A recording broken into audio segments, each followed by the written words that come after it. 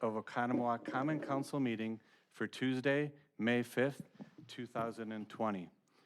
Were appropriate meeting notice given? Yes, Your Honor, it has. Would all please rise and stand and face the flag for the Pledge of Allegiance? I pledge allegiance to the flag of the United States of America and to the republic for which it stands, one nation, under God, indivisible, with liberty and justice for all. Thank you and good evening. Roll call, please. Alderman Mulder, Present. Alderman Shellpepper, Here. Alderman Kavieski, Here. Alderman Rogers, Alderman Rozak, Here. Alderman Zaffel, Present. Alderman Ellis, Here. Alderman Spiegelberg. Here. Thank you. First agenda item is approval of meeting minutes. Do I have a motion? So moved. Second. All those in favor? Aye. Opposed? Okay, let's move on. The next part of the council meeting is to hear comments from our residents and area interests. There are blue cards as you enter in. If you'd like to fill out a blue card, please bring that forward, and you have 3 minutes. We'd like to keep it fairly tight if possible. So our first person is Laura Ustanovaska. If you would please state your address and your name, and let us hear what you want to discuss. Thank you. My name is Laura Ustianovska. I live at W379N6272 North Lake Road here in Oconomowoc. I would like to talk about the pole attachment license agreement. I don't know if a separate agreement is needed for 5G, but these poles are exactly the height that is ideal for the 5G small cells, which I'm not in favor of due to thousands of peer-reviewed studies showing the vast dangers of wireless radiation. If it were that these poles would be used for that in the next 10 years that this contract lasts for, I would want to see approval go through the council or at least a larger body than either Mr. Gallo or Mr. Pickard. I couldn't figure out exactly in that memo who would approve it. I also think it would be important for those who are living nearby to be notified if 5G were installed in close proximity to their property. And finally, I see that those permits can be denied for safety, but I would like to also see that expanded to include health. I'd also like to talk real briefly on ordinance 20-0977 concerning street excavations and above-ground installations. And first, I'd really love to see a vote on that postponed because half of the elected people here are new, and there's just such a tremendous amount of information to get up to speed on regarding that. And then regarding the wireless legislation, I'm just kind of tired of seeing us roll over and do whatever the state tells us for fear of getting sued. I think there needs to be some towns that are willing to set precedents and lead the way in some of these more unjust situations. Why don't we say, we will happily do whatever you want regarding 5G after you provide us with safety tests and studies. Thank you. Thank you very much. Jill Persek, please. And just to give you a heads up, we're going to be wiping everything down to try to be as safe as possible. So as you come up to the podium, if you give our folks a chance just to clean everything off for you. Jill. Okay, thanks. Welcome, Mr. Mayor, to your new post and to the new alderman, especially Mr. Shellpepper, who's in my district with Lou. I've been here many times presenting information opposing 5G technology with all the unintended dangerous consequences, but tonight I urge you to postpone the vote on the repeal and recreate section 8.04.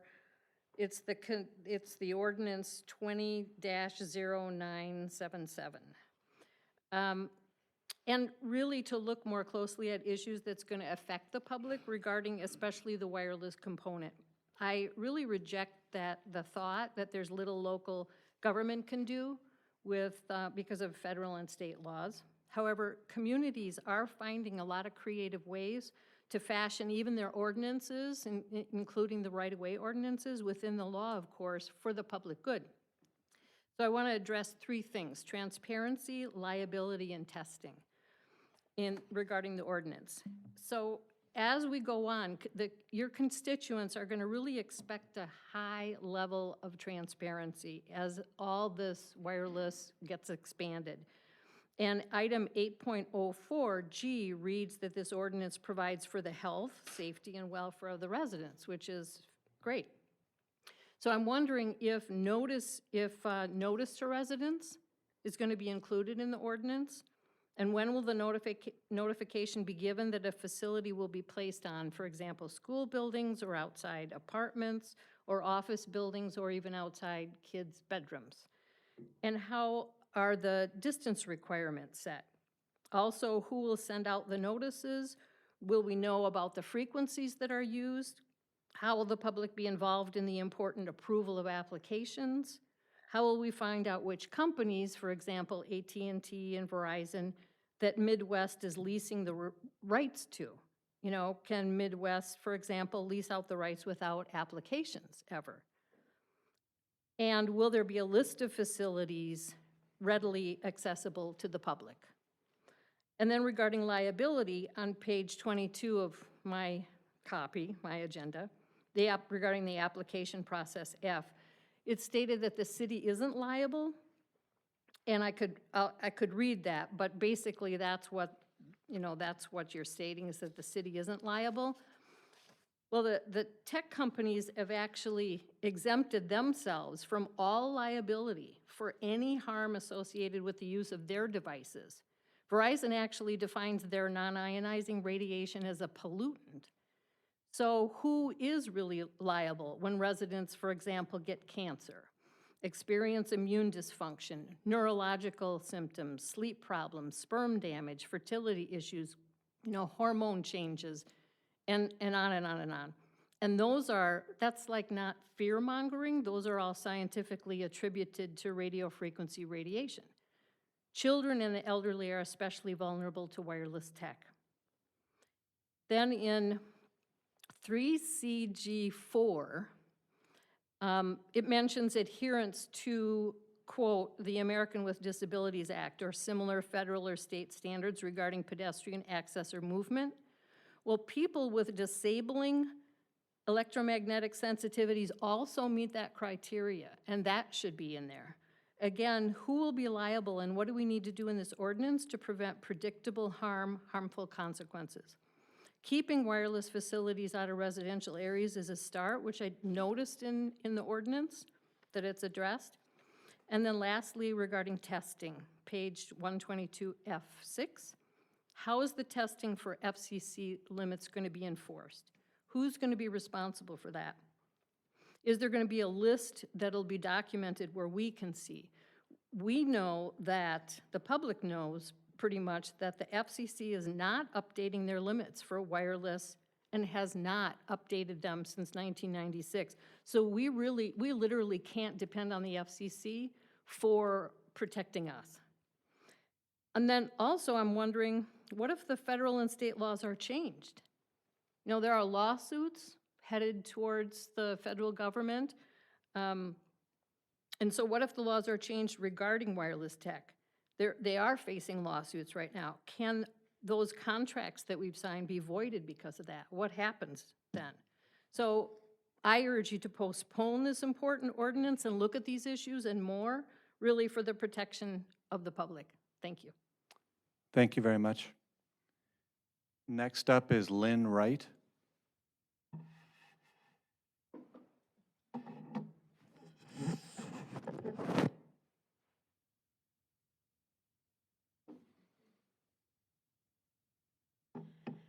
Okay, Lynn Wright, 707 Marigold Street.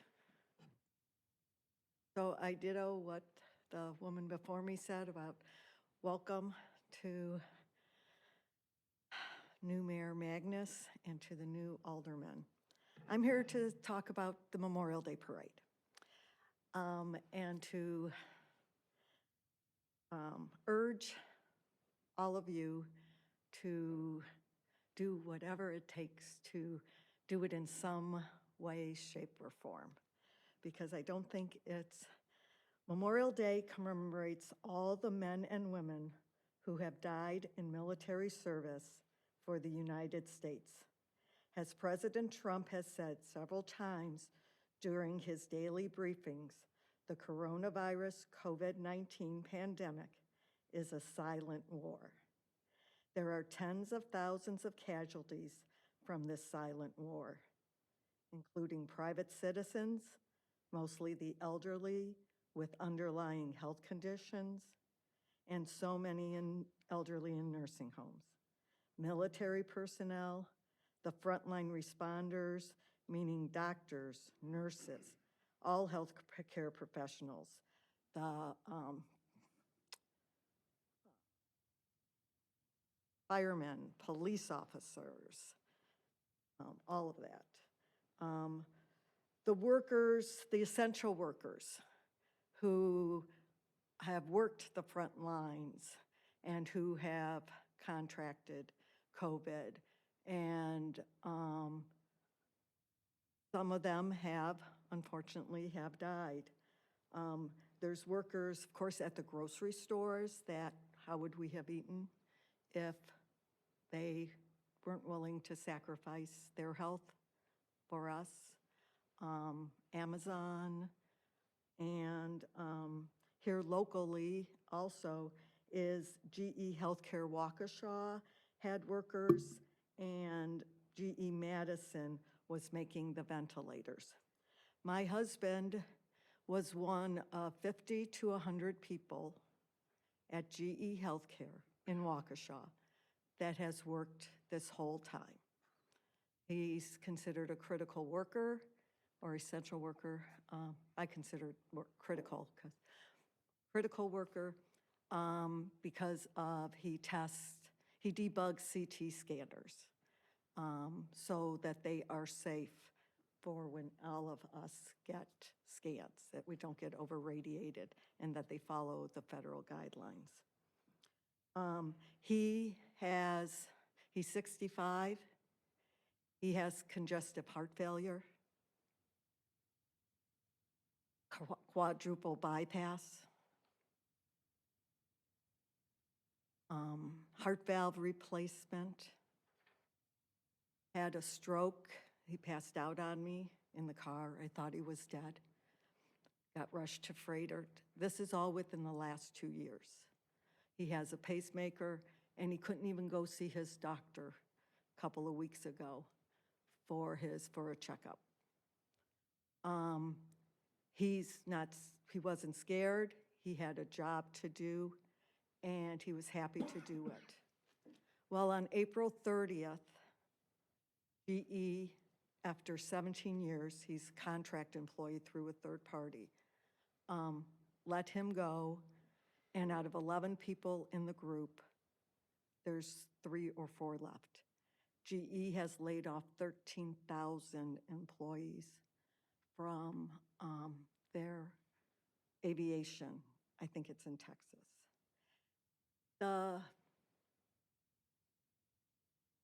If it hasn't affected you and you think that it was going to open and all these businesses, all the big businesses could absorb this, they can't. They were paying their employees through this whole thing, full pay, benefits, but they weren't getting any income. So now it's time to make up that. So there are a lot of casualties in a lot of different ways. So there's the signs the heroes work here. So my point is that what would be a better way to show, to honor all the people than to in some way have, not the memorial, not the parade part, the ceremony, even in the ordinance. I printed out COVID-19 coronavirus off the website, and one sentence, I read this a couple weeks ago, or quite a bit ago, and one sentence struck out to me. It says, "There is no limit for outdoor areas other than the social distancing rule that generally applies." So what that's saying is that the gathering can be more than 10 people. It just has to be social distancing. And I think it was Israel who they had a protest and they set it up so that everybody was social distancing. So my thought is in front of the band shell that you could have it set up so that people could be there in some form. I just think there needs to be something, and if we get creative and work out the details, I think we can figure something out. Thank you for listening. Thank you very much. Do we have any further comments from the citizens in the audience?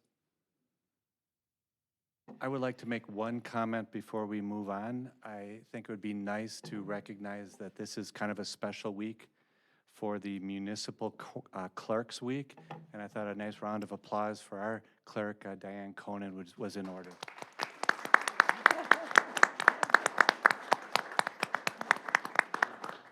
Thank you, Diane, for all you do and all the wonderful work you did with the election and how you service all of the aldermen and all the folks in our community. We're very lucky to have you. Let's move on to committee reports, please. Joe Pickard from our utility manager is going to give us an update. He's in the other room, yeah. There he is. Great.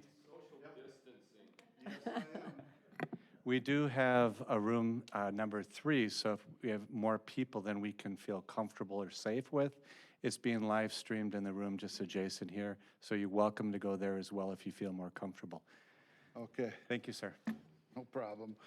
So tonight I have before you a pole attachment agreement between the Oconomowoc Electric Utility, the city department, and Midwest Fiber Network. I was contacted about 2 months ago by the Midwest Fiber Network people.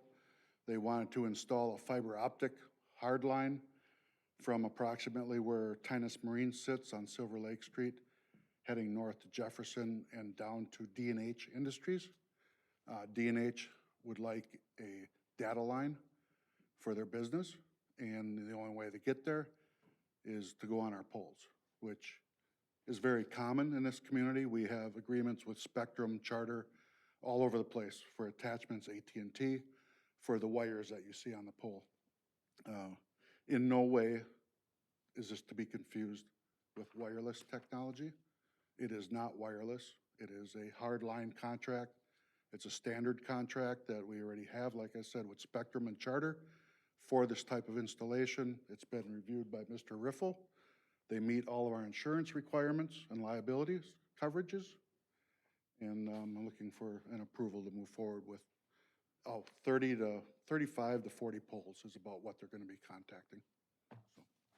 Thank you. Do we have a motion to consider Act Pole Attachment License Agreement between the City of Oconomowoc and Midwest Fiber Networks, LLC? Second. Any discussion? Any questions for Joe? Alderman Spielberg. I just want to thank you so much for answering a lot of my questions ahead of time, and for also addressing the fact that the wire line attachments are not wireless attachments. And thank you for explaining that. I think people will also want to know, though, is this in any way a precursor to wireless attachments? No, this is only a data line for D&H Industries. Okay. For their business. Alderman Ellis. Okay, so I'll just put it out there. I know it's already been answered, but this has nothing to do with 5G. That's correct. Nothing at all. Thank you. Thank you. Any other comments or discussion? Call for roll, please. Aye. Aye. Aye. Aye. Aye. Aye. Thank you.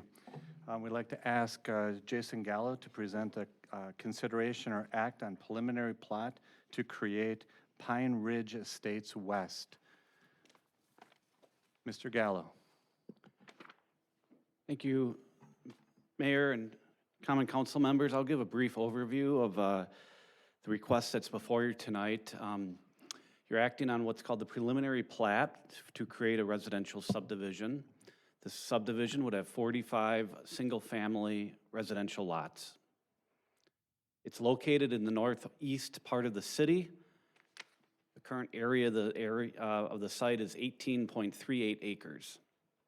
It's currently zoned SR, that stands for Suburban Residential Zoning.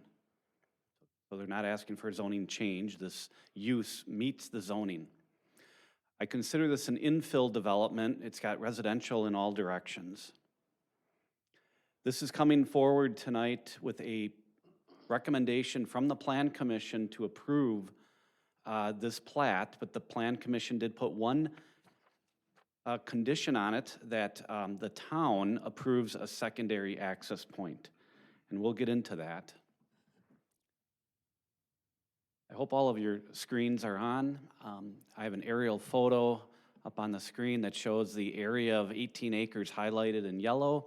That is the subject property. You can see there's residential to the north and to the east. To the south is actually in the town of Oconomowoc. And then there is the bypass, but with residential, single family across on the bypass to the west. So this is definitely an infill development.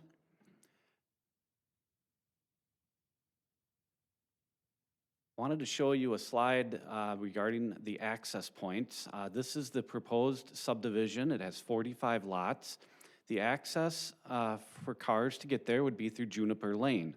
Let me go back. Juniper Lane is existing right here, and it would be extended. So it's an extension of Juniper Lane that's already there.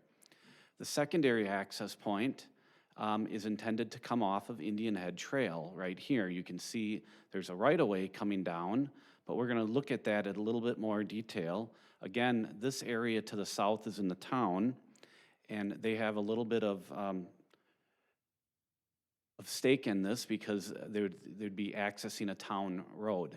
So the right-of-way, which is 60 feet wide, would come all the way down to the town right-of-way, but they would put in they would not extend the road, they would put in an access area right here. It would look somewhat like this. This is a emergency turnaround, and then would be the pavement.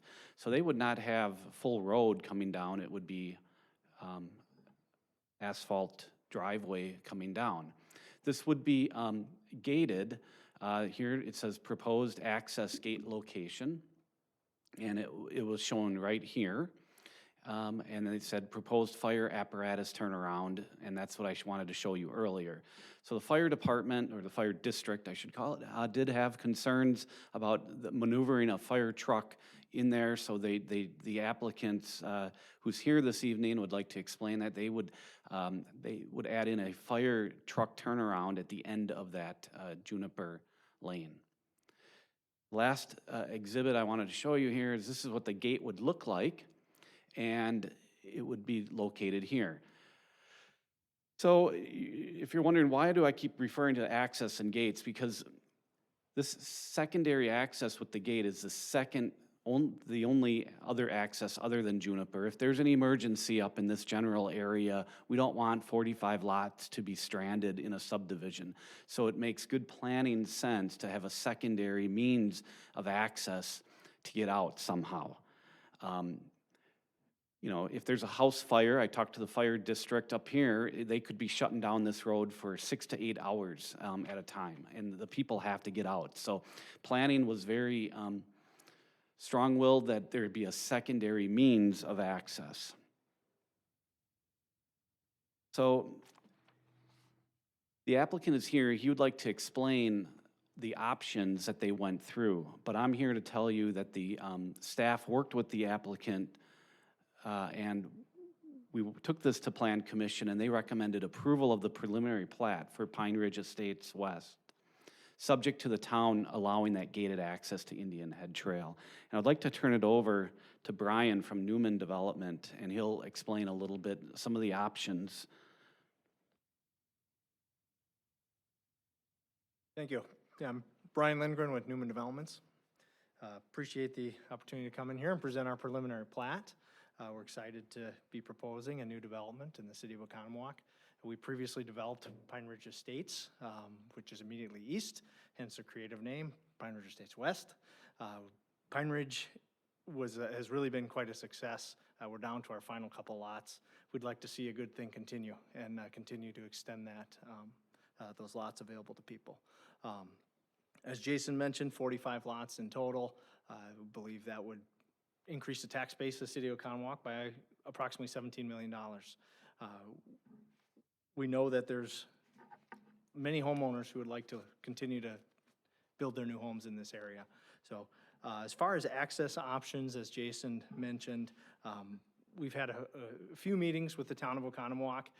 Due to the COVID-19, they have had their past 3 meetings have all canceled, so we really haven't had the opportunity to meet with them again since early March. Given that our short development season here in Wisconsin, we'd still like the opportunity to consider moving this ahead and following up with the town. The access locations are probably better described on the map. It was asked of us, can you go west? That is State Highway 16, 67, that is an access controlled highway. The state DOT said definitely not. An additional option is to the north, where the city has a water tower. While it seems feasible, there are some geographic concerns. It's a very long driveway. Based on recommendations of the fire department, it would be a cost prohibitive option to bring a road all the way up to Lake Drive. Juniper Lane, as Jason mentioned, is the primary access for people who would live in the development. It was also asked of us if an option could be brought through Spruce Court, which is option 3 on the map, and that's located in the existing Pine Ridge neighborhood. That was designed and platted as a cul-de-sac. A lot would have to be given up in some way, shape, or form to connect to that. Again, an option that is both politically challenging and financially challenging to make this happen. So the 2 logical options are to the south, where there is platted right-of-way, right to the property line. So we've proposed options initially for opening a full right-of-way. The town was not in favor of that. So where we left off with the town was conversations on emergency access only. With the meetings being held up until, at this point, June 1st, we're anxious to get back there and discuss with them and clarify some of the things that we felt we didn't quite have an opportunity to clarify last time. The biggest being that it is an access controlled, really more of a driveway for emergency service vehicles than anything. That gate is controlled by the emergency service departments, the fire department, the police department. So we want to propose that option to them. And again, I mean, we feel with that resolved with the town, whether or not it is resolved, we've got 45 great home sites here that we'd like to bring to the market this year. So we're here asking the council for your consideration, and we hope that you can approve the plat. Happy to answer any questions you have. Alderman Spielberg? What is the worst-case scenario? If you don't get the Indian Head Trail or Mohawk Ridge, could you do the emergency access at the option 3, where it wouldn't be a constant flow through that neighborhood, but just for emergency purposes? Not likely without some sort of concession on easements of something within the Pine Ridge Homeowners Association. So the most viable options are Mohawk Ridge and Indian Head Trail. Indian Head Trail actually already has a farm access into the field that's being farmed that we think is really the ideal opportunity. Alderman Mulder? So I support moving forward with this, but I am concerned about the town not granting that access since it's been denied once. And in talking to Jason, it sounds like there may have been some concern that they didn't fully understand. Could you go into more detail as to why you think that they will now vote in favor of this when they already denied it? Yeah, the neighbors who came out to the town meetings voiced their opposition. Their concerns were largely that somehow a road or access could be forced open, if you will, by whether it be the town or the city. So with that, really, we feel it's a misunderstanding, and the vote did not go through to approve a location. We've since had conversations with their planners and town trustees and representatives that they're looking forward to having us back into the meeting to have the opportunity to explain what the gate means. It really is, the gate that's designed is per the recommendation of the Western Lakes Fire Department. It is a swinging double gate galvanized steel with a lock that is a Knox lock system that they control. So with that information, the town as well is, you know, they know that these are future neighbors that they hope to have. They're concerned, they additionally have the concerns of safety, and I think with resolving that issue of access for their town residents and control, we can get past that. We've in fact even offered to move the gate if necessary from where we have it located to the edge of their right-of-way if they choose to even exert further control over it potentially. Alderman Rozak? Yeah, so Matt, I think one of the things that's happening here is that they're trying, the folks that live in the town just don't want that developed, right? And they got pools in their backyard abutting to it. So they're using this as essentially a crudgeon over the developer not to develop it. But Brian, I have a question for you. At one point, didn't the town actually approve an access point somewhere? The town did approve an access at Mohawk Ridge. We went to a subsequent meeting to explain to show them details as per their request. At that time, I think the firestorm of misinformation may have taken hold and Did they withdraw their approval for the access? Yes. And was it an agendized item for them? It was not. It was, yeah. It was. So, I mean, something sounds funky to me there, but if they'd already approved it, why did you went back? Because didn't the city tell you to move it to the other side, to Indian Head Trails? Correct, yeah. They requested additional information, which we received from Western Lakes Fire Department and the preferences of the city. And their both preferences was Indian Head Trail. They thought that was a safer access off of Lisbon Road. So then you guys went back to the town board, said, actually, this is what we'd like to do at Indian Head Trails, and then they said, no, you're not getting either one, right? Correct. Okay. There's a lot of monkeying around with this, and, you know, these guys are good local developers. I think it's something we should vote for. I think it's going to work its way out in the next couple of years. Those are all the questions I have for you, but I do have questions more for Jason when we get to that point. Thank you, Mayor. Alderman Kavieski.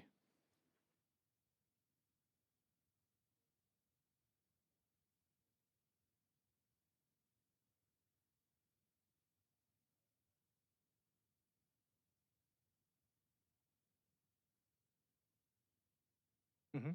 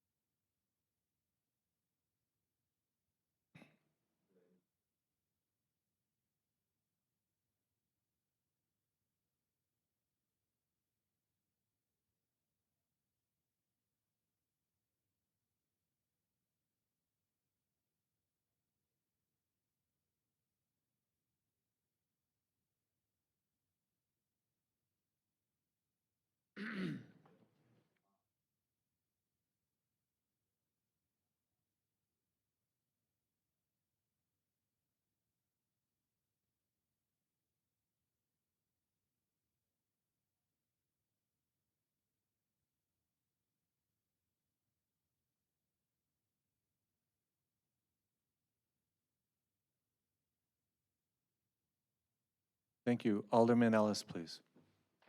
The owner respond. I've had some conversation, I'm sorry? I don't know if you want to respond before, or we can certainly, You can go ahead and respond. That's fine. We'll come back.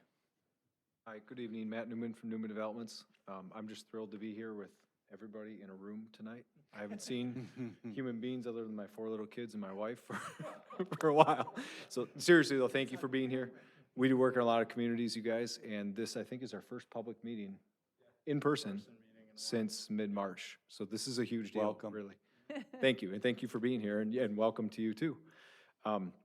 So I won't belabor the point, but we're well aware of the traffic issues in this area. We've developed everything basically from the river, Rosenau Creek, west to the bypass. And we do own the land south of Lisbon, as Lou was pointed out. And our commitment back when Towner Crest land was annexed, when we acquired that whole property, is 120 acres, when that was annexed and when that was ultimately approved, we made a commitment. We own the rest of the land, that other 100 acres there, and basically I just hunt on it. There's no other great use for it at the moment. And I said, at any time that the city wants us to annex a piece of that land on the south side of Lisbon all the way over the bypass, we will do that. I'm just reaffirming that commitment here tonight. And whatever land you need, I think it's probably another 50 feet or something from center line.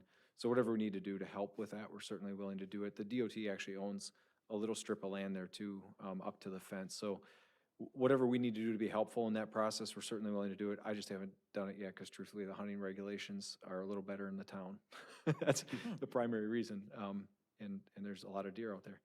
Anyway, we're thrilled about this project. We look forward to completing Pine Ridge Estates. Just for purposes of clarity, in case there's any confusion, I know Brian did a good job of covering all the different things here. And we've been working on this with city staff for months now. We don't know what the town is gonna say. It is true, they said yes at one point. I was actually at that meeting when they agreed to allow us to access Mohawk Ridge, I think it's called. And all that they asked for was a condition that we show them the actual design of this gate at that point. And I had specifically asked them for an approval, even if it is conditioned on reviewing that design, because we needed to know so we could move forward here with our plan of access. And so that's what we did. And it wasn't until the next meeting when we were asked by the city to go back, and I think it makes more sense, honestly, to go on Indian Head Trail because it's a straight shot. When we went back, I was not actually at that meeting. Brian was at that meeting, and we were surprised to find out that it wasn't actually a conversation about the design. It was, they I think, got upset that we were moving the access, or the requested access to Indian Head.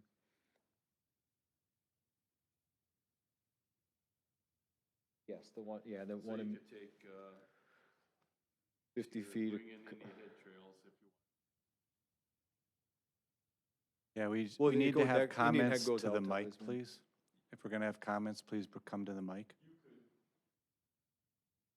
No, we're saying we could improve, we could help the city by making sure that the city has land to improve Lisbon Road. annex Indian Head Trail. Well, that would be really fun, wouldn't it, Stan? Let's keep All right. moving. So anyway, long story short is, we're in agreement, we're willing to do anything we can, but for purposes of clarity, we want to move forward with this project. We want to move forward with this project regardless of whether or not the town grants that access. We don't know if they are. We're going to do anything we can to make that happen for emergency purposes. I think it's the right thing to do. We just don't know. We want to still move forward with the project. Thank you very much. Alderman Ellis. I've had some conversation with some of the people in the town, and their major concern, You speak up a little bit, please. I'm sorry, can you hear me better? You bet. Okay. The major concern was both safety and traffic. I think by you putting emergency access only, I think that's going to go away really fast. I'm definitely in favor of it. I can tell you that in my subdivision, I live over in Hickory Creek. For a very long time, there was a access point gate. And that gate, as a matter of fact, everybody forgot it was there. And then one day, I just happened to be walking by and noticed it wasn't. So whereas there may be a little concern at this point, I think going forward, if you can just make them understand that it's only for emergency and access, I think that's also going to be good for purposes of emergency. If something does happen and they have to be able to have a second access point. I don't believe that option 3 should be an option because of the fact that we do have that one family that needs to have that for the cul-de-sac. So yeah, I'm definitely in favor of it. Alderman Mulder, please. So will you start development right away, even if you don't get that approval from the town? Or will you wait until you get that approval before you start moving dirt? The next meeting with the town is June 1st. I don't think realistically we'd be ready to start by then. We do have to work through engineering and staff, developers agreements and such so I think we'll have an answer first. One more question. This might be for you, Jason. If you did do option 2, the emergency access, would that have to be paved and improved, or could you leave it with a gate and kind of an unimproved state? Thank you. I'll respond to that question, then I have a few other comments. Access 2 that you're referring to is up to the water tower site. Could it be kept as gravel? It could be, but if it's now an emergency access, it has to be maintained, and it's a little bit more challenging to maintain, gravel drives. The fire trucks like to prefer to drive on an asphalt surface that's constructed, but, as a very last case resort, could that be just graded out and a gate put there for emergency purposes? I think that would be something we'd want to keep in our back pocket as a very last option. I think because Indian Head Trail is an improved road, that you got to remember, these are for emergencies only. When is that gate going to be open? I don't know how much on Shady Lane that gate was ever opened, but I'm thinking this is not going to be open that much. And I don't ever remember it being open. right. So I think, ideally, we would have liked to have had this wrapped up for the council. We don't like bringing projects half done and completed, but this is a time-sensitive matter. We have a good developer that wants to get moving. And unfortunately, the town has not been meeting as well. So it's not all, on the city. It's the town is not doing that. I think by moving the gate, because their plans showed it in the city right away, by moving it into the town right away, that might give them a little bit more thoughts that they would control it a little bit more, that we can't just go and open it anytime we want. It's an emergency gate. It won't be open that much. But, I think hopefully the town would agree to Indian Head Trail at their June 1st meeting. If we had to look at other options, the water tower site could be a potential other option. Alderman Shell Pepper. Yeah, so this isn't a question. I just want to say that whether or not the emergency access road is constructed and approved, I don't think we should make that decision. I don't think we should hold up the project on the condition that road is approved. I mean, I think we can move forward as a body and still make that decision. I don't think we should be even considering these other options, honestly. Well, like when we look at option 3, I mean, these are people that they bought a home at the end of a cul-de-sac. I mean, they have a reasonable expectation to believe that home is going to be at the end of that cul-de-sac. I don't think the individuals who live on Indian Head Trail and Mohawk Ridge have that same reasonable expectation, because from all the plot maps I've seen, all the discussions I've had, it was always in the cards that there was going to be some road eventually that was going to be heading north on these roads. And so I just think the situation is unique, and whether or not that emergency access road is completed, we certainly want to see it done, but I don't think we should condition the approval on that emergency access road. Alderman Kavieski.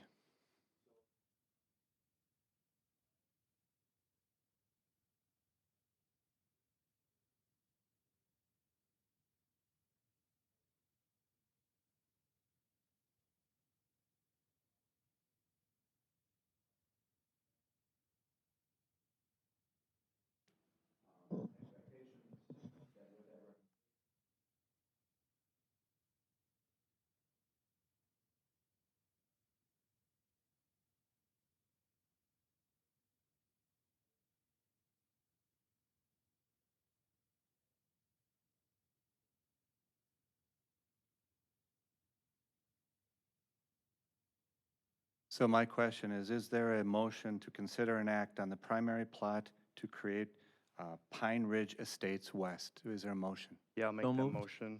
Well, I heard Alderman Rozak first. yeah, let me- Alderman I Rozak. move to act on the preliminary plat to create Pine Ridge Estates West with simply a recommendation that a secondary access point be pursued with the Second. town.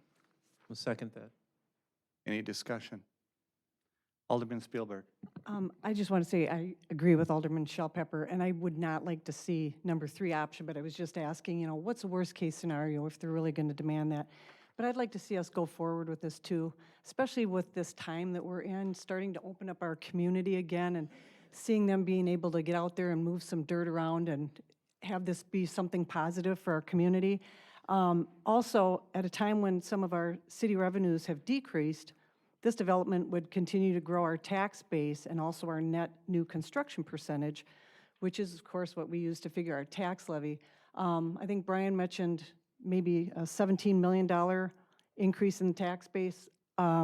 Sarah had told me a conservative figure of about 11 million, but somewhere in between there, I think that's pretty exciting, and that would also add about 0.5% or more to our net new construction over the course of the project, according to Sarah. So I'm going to be voting for this, and I also wanted to thank Sarah and Jason for some of their information ahead of the meeting. Alderman Ellis. And that's single-family homes, right? Single-family homes, correct? Yes, sir. Excuse me, Alderman Sorry.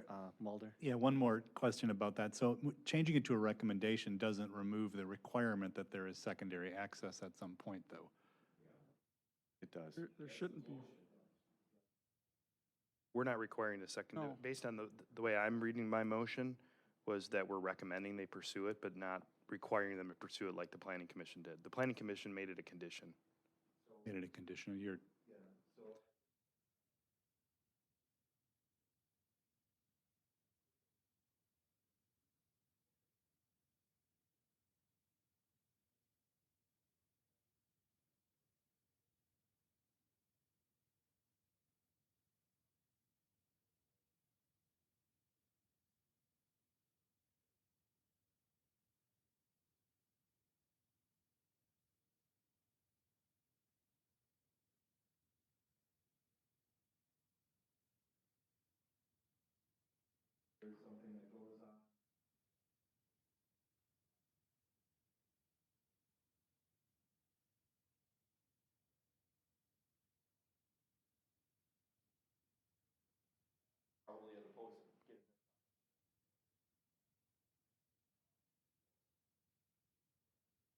Any further comment on the motion on the floor so right now? clarifying question on that? Yes, So please. this, I don't think there's another instance in the city where we've done this, that we've always required a secondary. And why, if the plan commission made it a requirement, why are we overriding that recommendation?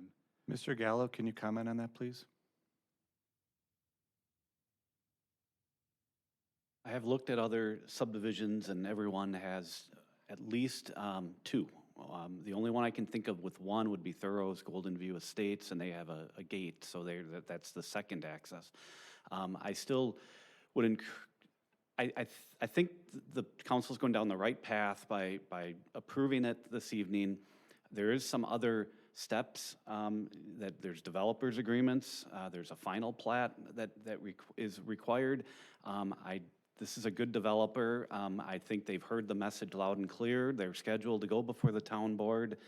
They can stay in communication with staff. We can relay that to you guys of the progress that they're making. And there is some other steps, though, along the way. So I guess we are prepared to see where it goes on June 1st with the town board, see what happens, report back to you, and let's hope they're reasonable and understand that they would approve an access for emergency on Indian Head Trail. Thank you, Mr. Gallo. Attorney Riffle? There are no further steps if you.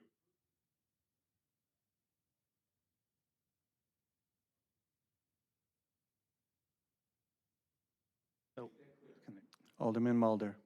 So it seems like I'm in favor of this project, but I think it's a mistake to change what we've always done in this city at this point. And I think if we make it a recommendation, we remove any leverage we have with the town, because now there's no reason for them to give us access because it's not required. They don't have to If they know they're holding up the project, I think it's different. It's gonna put a different kind of pressure on them than if the gate's not required now anyway, so we're not gonna approve it. I think we have better leverage to get what we really want, which is a secondary access point, if we keep it as a requirement versus a recommendation. Alderman Shell Pepper. I think I would respectfully disagree, and I would say that right now, the town has all the leverage because we're waiting on them to approve this when it should be the other way around. Once we approve this, then they have no reason to disagree with it, to hold it up, other than to say that, I mean, if they're not concerned about the safety. I mean, I'm sure that they are concerned about the safety as well, but I see their leverage as being completely gone once we approve this. And I'd also say that how far the distance is it from where we have, you know, our road? Say they don't approve this gate. I mean, we've got like, what, 20 feet of grass or something like that there would be. So, I mean, there's still options there. And I'd also say that this is a unique situation. What other neighborhoods are we gonna come across where there's gonna be an Indian Head Trail and a Mohawk Ridge that both could easily connect to that plot of land, but we're not being allowed to because there's another municipality who's opposed to it. So I don't think we're setting any type of precedent because of the unique situation that we're you know, confronting right here, so. Any further discussion on the motion that's on the floor? Call for roll, please. Aye. Aye. Aye. Aye. Aye. Aye. Mayor, as a point of order, I believe we have two developers here, Bubbles Foam Farm, that's a mouthful, and Vespera 2. I would ask, I actually don't know what the procedure is, shocking, everyone here, to move those two up to the top of the agenda so that we could get those folks out of here, because I think there's other topics that are gonna go I have along. no objection. Alderman Riffle? I mean, not Alderman Riffle. Attorney Riffle, do you have any objection? I'm not allowed to make an objection. Do you have a Is comment? that the right procedure, just ask to move them up? Okay. Because the mayor used to, Noel did that quite a bit. I thought he had the power, I wasn't sure if I had the power to ask to do that, okay. You do. Yes.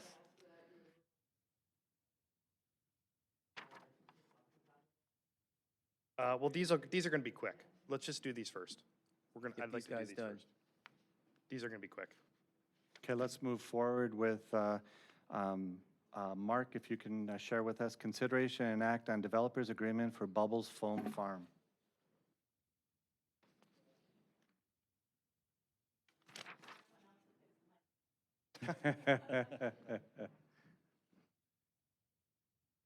Mr. Riffle.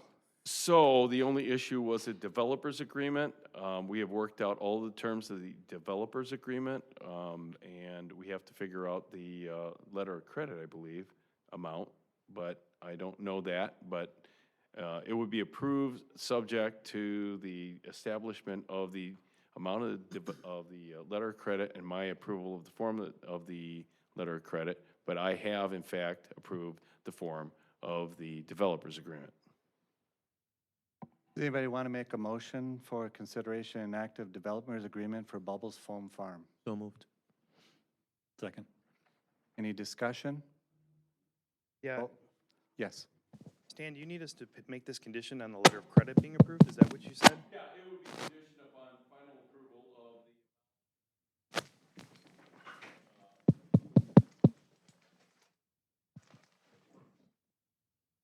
Okay. Do you think we need to amend the motion?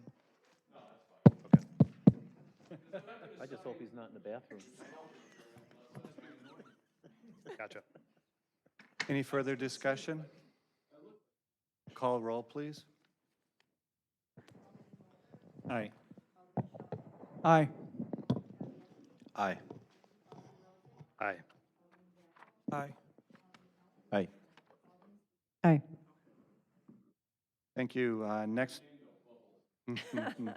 Next is consider act on developers agreement for Vespera 2.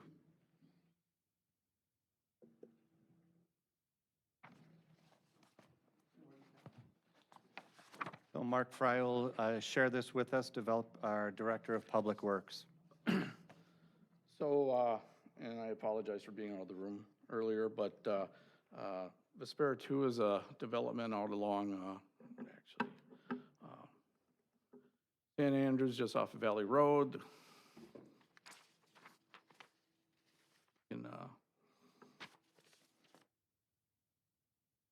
So here's the location of the development.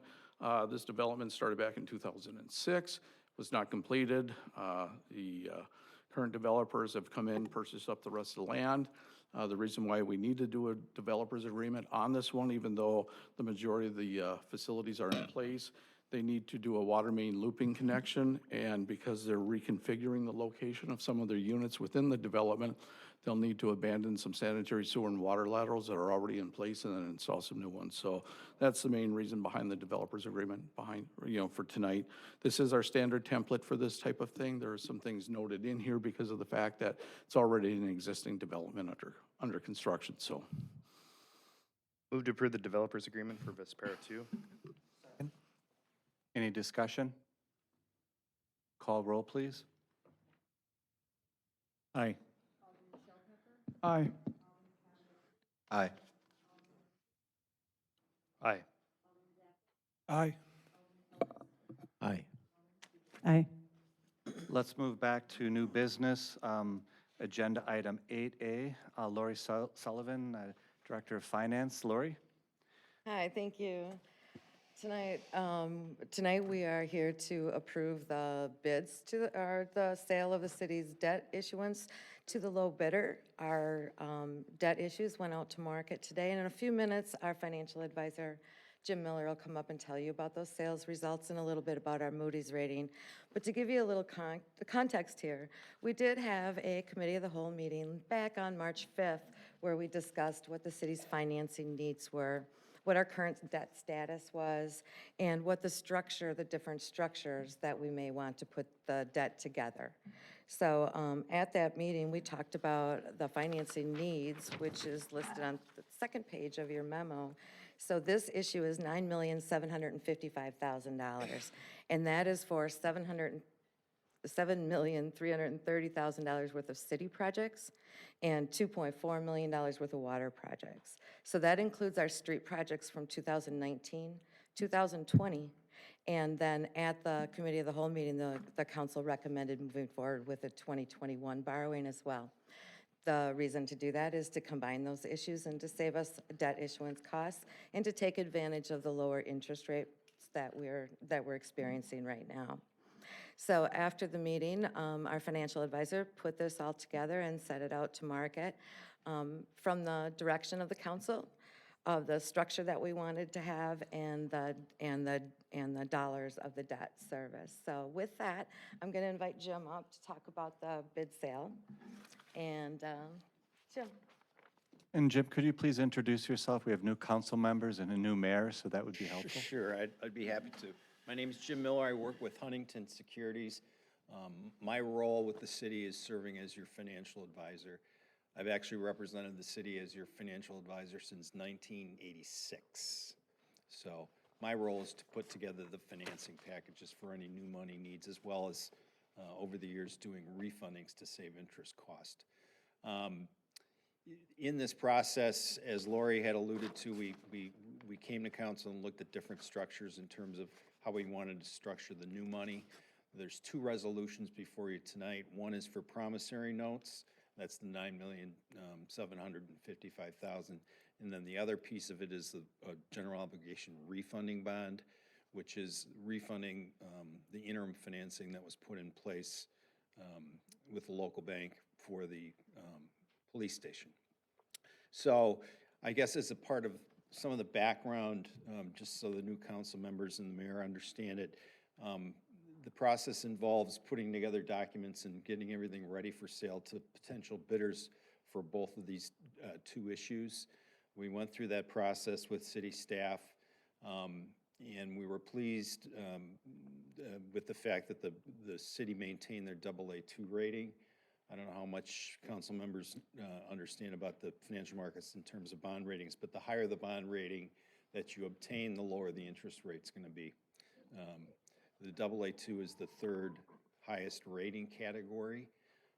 It's really reflective of a number of factors. One is the growing tax base of the city of Oconomowoc. It's obviously been very positive, especially in recent years. The second factor is debt. Although this is a more significant obligation that you're taking on, the debt structure and the level of debt is moderate in the eyes of Moody's Investor Service. And probably the most important thing, the thing that the council really has control over, is finances.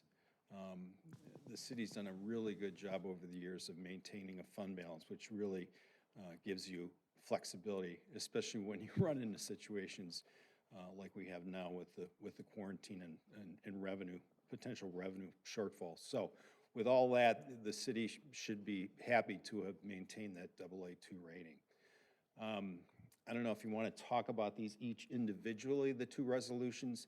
I guess we went to bid today. We took bids at 10 o'clock. We had potential bidders looking at the issue. On the refunding bonds, which are longer in maturity, we received 4 bids. The lowest bidder came in as Robert W. Baird, and the true interest cost on that borrowing, and it goes out 19 years, came in at 2.344%. So we were really pleased with that. That's one of the longer-term obligations the city's undertaken in recent history. The issue for the promissory notes, which were 10 years in maturity, came in at an interest rate of 1.945%. So again, under 2%. We're very happy with the outcome of that. And the last thing I think I just wanted to share with council members was this little piece I put together, and I laid a lot of paperwork on your desks tonight, but I think this is probably the easiest way to understand how this all works in terms of what it does for your taxpayers in terms of layering in this debt. Lori already alluded to the first page, which is just what these two financings include. And then I just laid out what the objectives of the financing were when we presented to council back in the March meeting. But probably the most important piece is the last page of the report. And it just shows you what your existing debt service is before these two issues.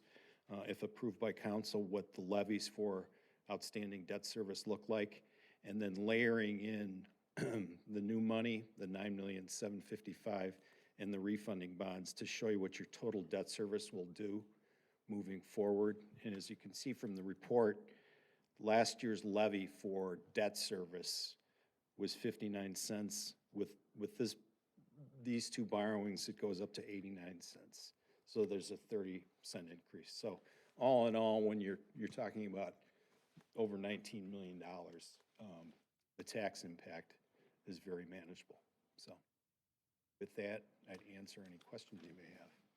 Thank you. Let's go ahead and address each item individually, and I'd ask you, Jim, if you wouldn't mind staying there Sure. to ask any questions. problem.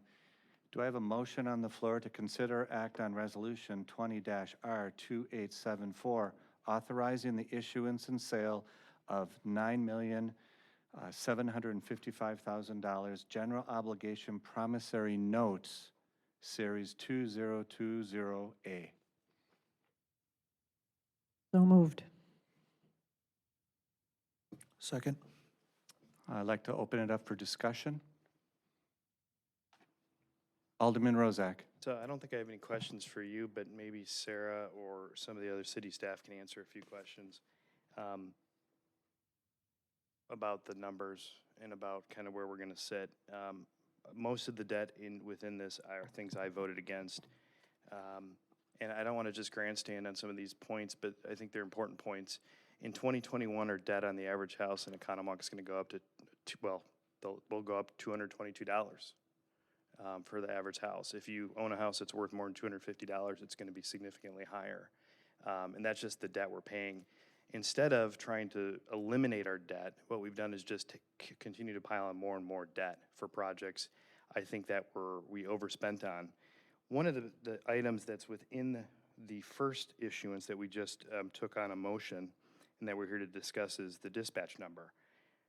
as far as I can see in the record that I've had over the last 2 months, we have never looked at an RFP or voted on a purchase order for the dispatch equipment, and yet that number is in the debt. So if someone can answer that question, I'd be curious to know how that played out. I will, Okay. because I was asked to look at that.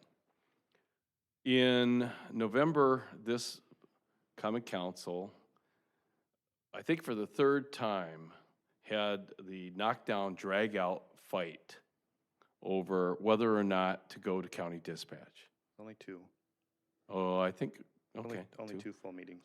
In any event, it was, as you will admit, knockdown, drag-out. So the common council went with internal dispatch, and then when it came to the approval of the budget, all of the expenditures to make that happen were approved.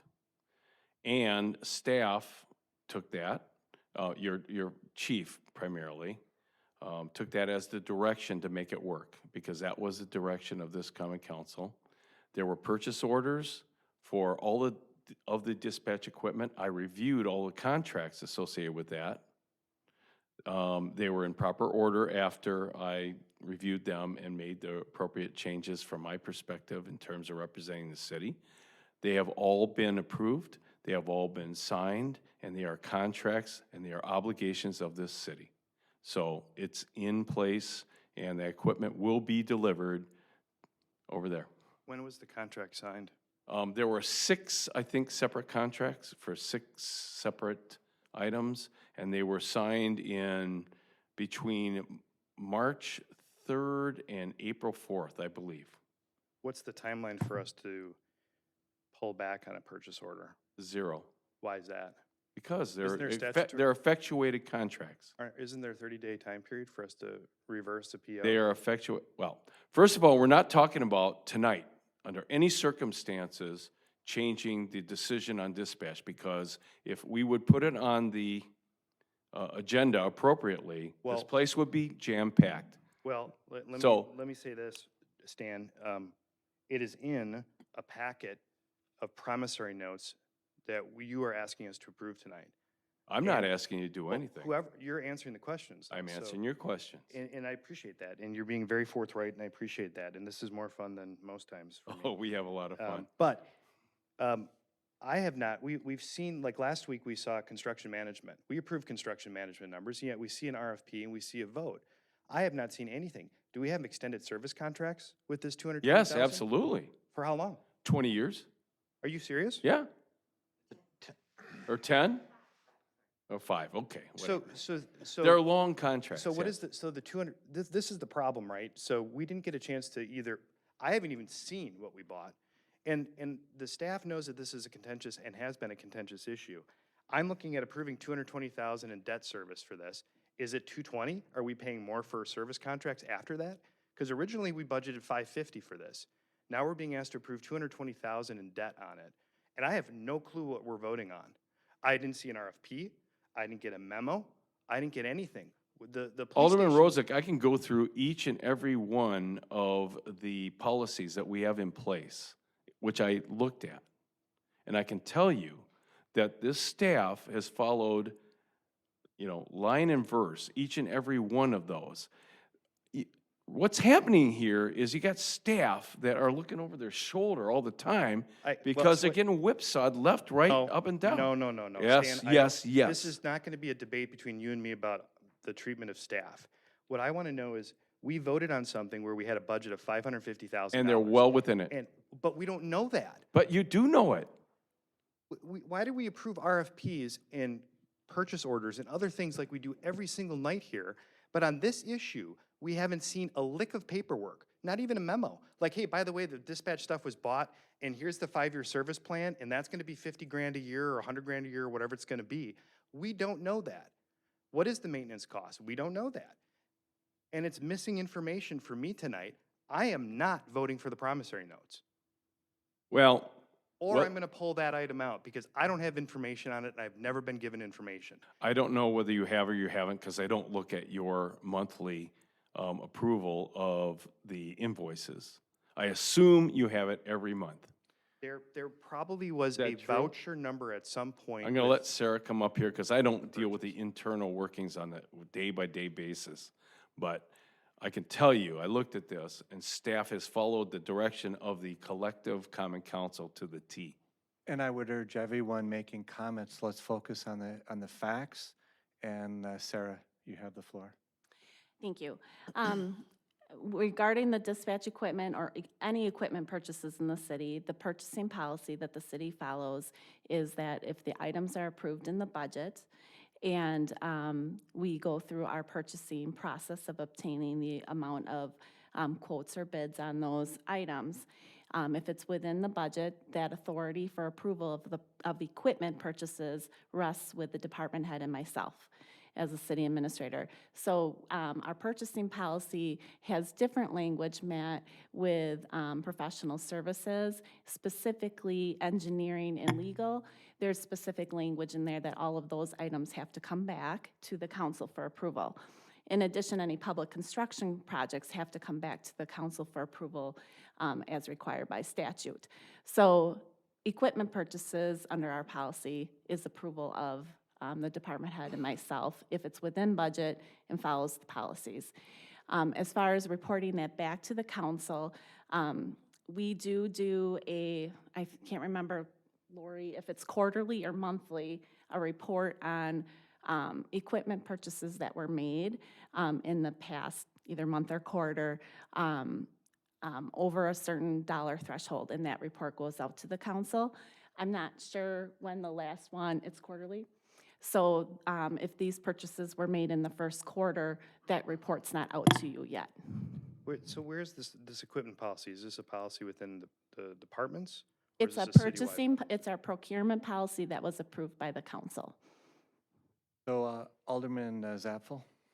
So my understanding here is we're following the policy that has been implemented by the council, but this isn't the time or place to debate the issue in regards to the dispatch. What we could do is potentially have a motion in the future to take the equipment from dispatch to sell that and go to the regional approach, which I'm in favor of, not of having the dispatch internally in Oconomowoc.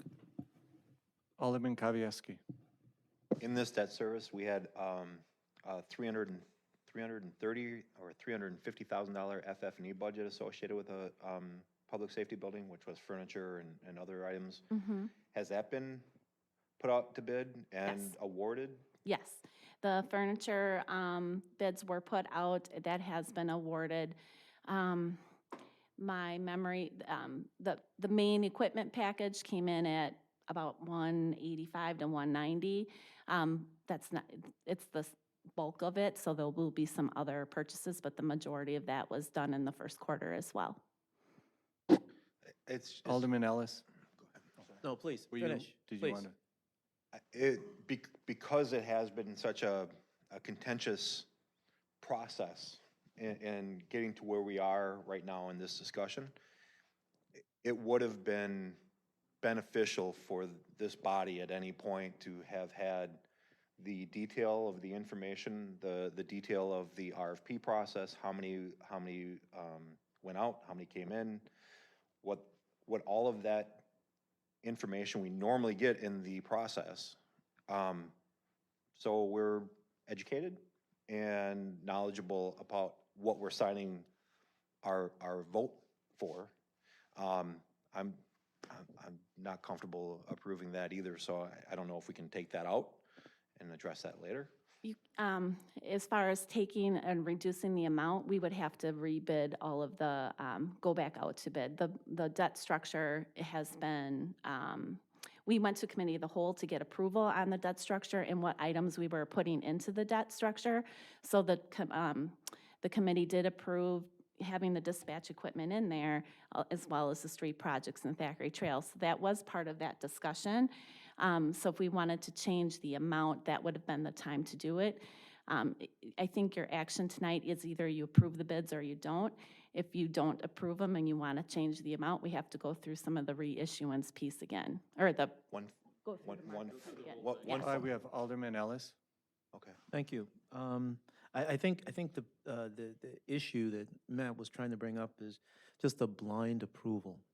I think if we were educated, if we had gotten some information prior of what this 220 was, or whatever the number is, I don't think that this would have been a conversation here. It's not that we don't trust you. I trust you. I know you're doing the best you possibly can for the city. Please understand that. But at the end of the day, I know there's been other times when other bodies have approved things that have kind of come back and bitten them a little bit. And we just don't want that to happen. So that's why the concern is, why this number, why tonight, and where's it coming from? Alderman Spiegelberg. I have to respectfully disagree with you guys. We have a purchasing policy in place for equipment, and they are following it to the letter. We've never had these things for equipment come back at us. And then second, as far as all of this disclosure and information about every aspect of the public safety building, because you're saying there was so much contention, the vote was 6-2. So, the contention came from you guys. I'm not really interested in vetting every little single part of this project that we voted on and approved as a council. I just would like to move forward with this. Alderman Rozak. Yeah, Karen, I appreciate your comments. The first time we pulled it out of the budget, it was actually like 5-3, and then ultimately it was approved 6-2. You're correct. I think my problem is what took place. If they signed a 5-year service agreement, what they've essentially done is locked us in for another 5 years, whether we want to or not. And that's the piece of the puzzle that we're missing. We get that the purchase of the equipment was going to be $550, right, is what we voted on. They came in the equipment underneath that. But now we're being told there's a 5-year service contract. I would consider that professional IT services. It's something that should have come back to us because that locked us in for a much longer period than maybe we would be comfortable. Maybe we wanted to change in a year or two. Now we can't because now we're locked in for 5 years. That is why I did not trust that process and why I'm not trusting what's happening now. So it's not me trying to be contentious. It's me saying, look, you should have given us the information. If there was a 5-year service contract that's IT service contracted and that costs us an extra 50, 60 grand a year, we should have known that. Whether it needed to be voted on again, and as a technicality, is different than whether we should have known it as council. I have a question for Ms. Getzembel. Do we know what the annual service contract costs? It's not a service contract, it's the actual purchase of the equipment. I would liken it to, where it's software as a service, where you have, how things are going from you're buying equipment outright to you have a contract on that amount. It came in very favorably. I don't remember the cost of that particular piece of it. There's Like a subscription? Yeah. And so the concern that I have is if we don't know the facts of that, you're throwing a number of 50,000 a year, it could be 200 a year, I don't know. Do we have any details that we could share at this point? The total of all of the equipment purchases to date with the 5 years included in it is right now at about 270,000. And that includes the service And contract? that includes the service Oh, okay. contract. Then we yes. have that Yeah. answered. 50% of what we budgeted, Matt. You don't need to look, Attorney Riffle, we've got it.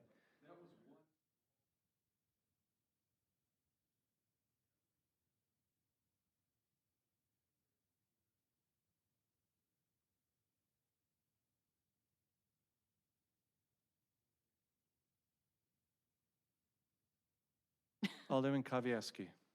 So I have a budget question. So we had budgeted $550,000 and we had budgeted, I think it's $350 for the FF&E.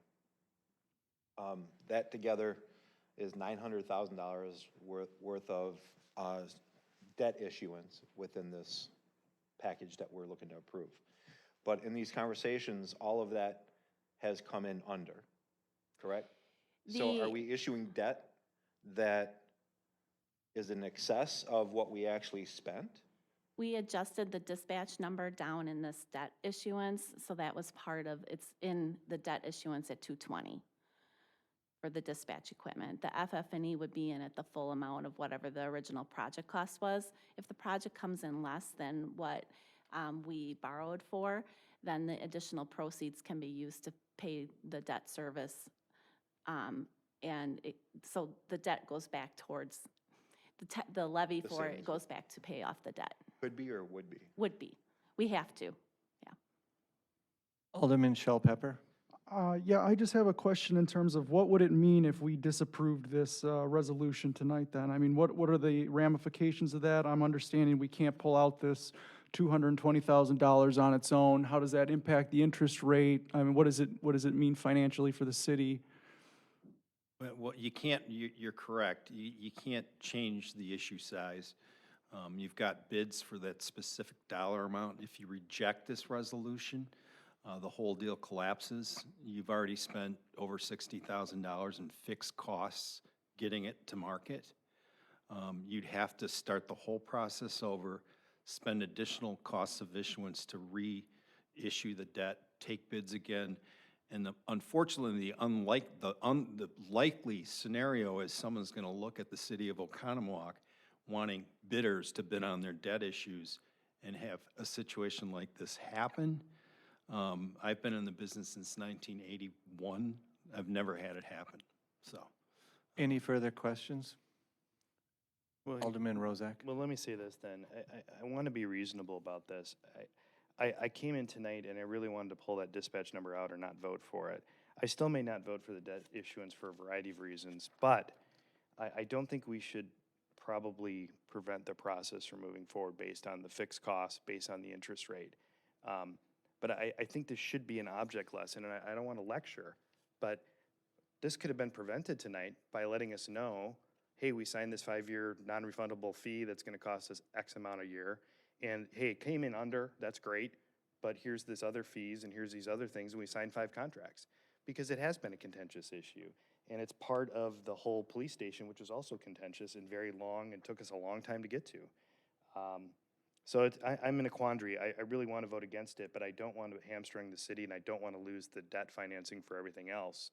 And unfortunately, I think that's the position we've been pushed into without the information. So hopefully cooler heads prevail. But look, I mean, I want to be clear. I'm going to, every year at budget cycle, try to remove dispatch. I don't think it's a valuable thing. I think we should have gone to the WCC, and we should be provided information that's critical to these decisions. So, Any further discussion? Last thing I would say, Mayor, is just I would have also liked to vote against that 220,000 tonight, but because of the ramifications, because of the larger package that is, associated with this, I'll be voting in favor of it, but I just wanted to put that out there, so. Alderman Ellis? Yeah. Let's wrap this up, guys. I'm going to wrap it up right now. Bottom line here is, I appreciate what you guys do. I would have rather had that 220 pulled out, to be quite honest, and voted for the whole package.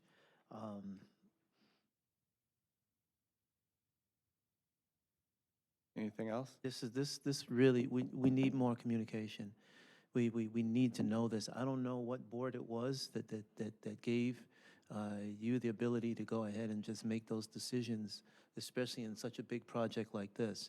The other concern that I have is we have other projects out there that we can pay for, that we can get off our books so this doesn't look as bad, and we're not doing that.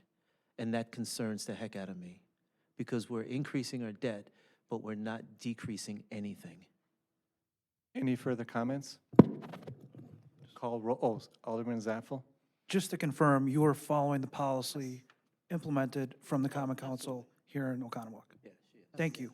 Yes. Thank you. And I would concur. Call roll, please. Alderman Mulder? Aye. Alderman Shell Pepper? Aye. Alderman Kavieski? Aye. Alderman Rozak? aye. Alderman Zaffel? Aye. Alderman Ellis? Aye. Alderman Spiegelberg? Aye. Thank you for the robust discussion. Let's move on to consideration or act of resolution 20-R2875, authorizing the issuance and sale of $9.4 million general obligation refunding bonds, Series 2020B. Move to approve the bonds as presented. Second. Any discussion? Alderman Ellis. Excuse my ignorance, if you want to call it. What's in that 9.4? Is that, what's in that bond? Let's talk to me. Refunding the 2 short-term issues that we did with First Community, or First Bank. And what are Yeah. they? So 2.2 million to purchase the property for the police facility and 7.2 million for the remodeling and construction. So we borrowed that as. So it's all for the? It's all for the police facility. It's a short-term note at this time. This is our mechanism to long-term finance this. Thank you. Call roll, please. Alderman Mulder? Aye. Alderman Shell Pepper? Aye. Alderman Kavieski? Aye. Alderman Rozak? Aye. Alderman Zaffel? Aye. Alderman Ellis? Aye. Alderman Spiegelberg? Aye.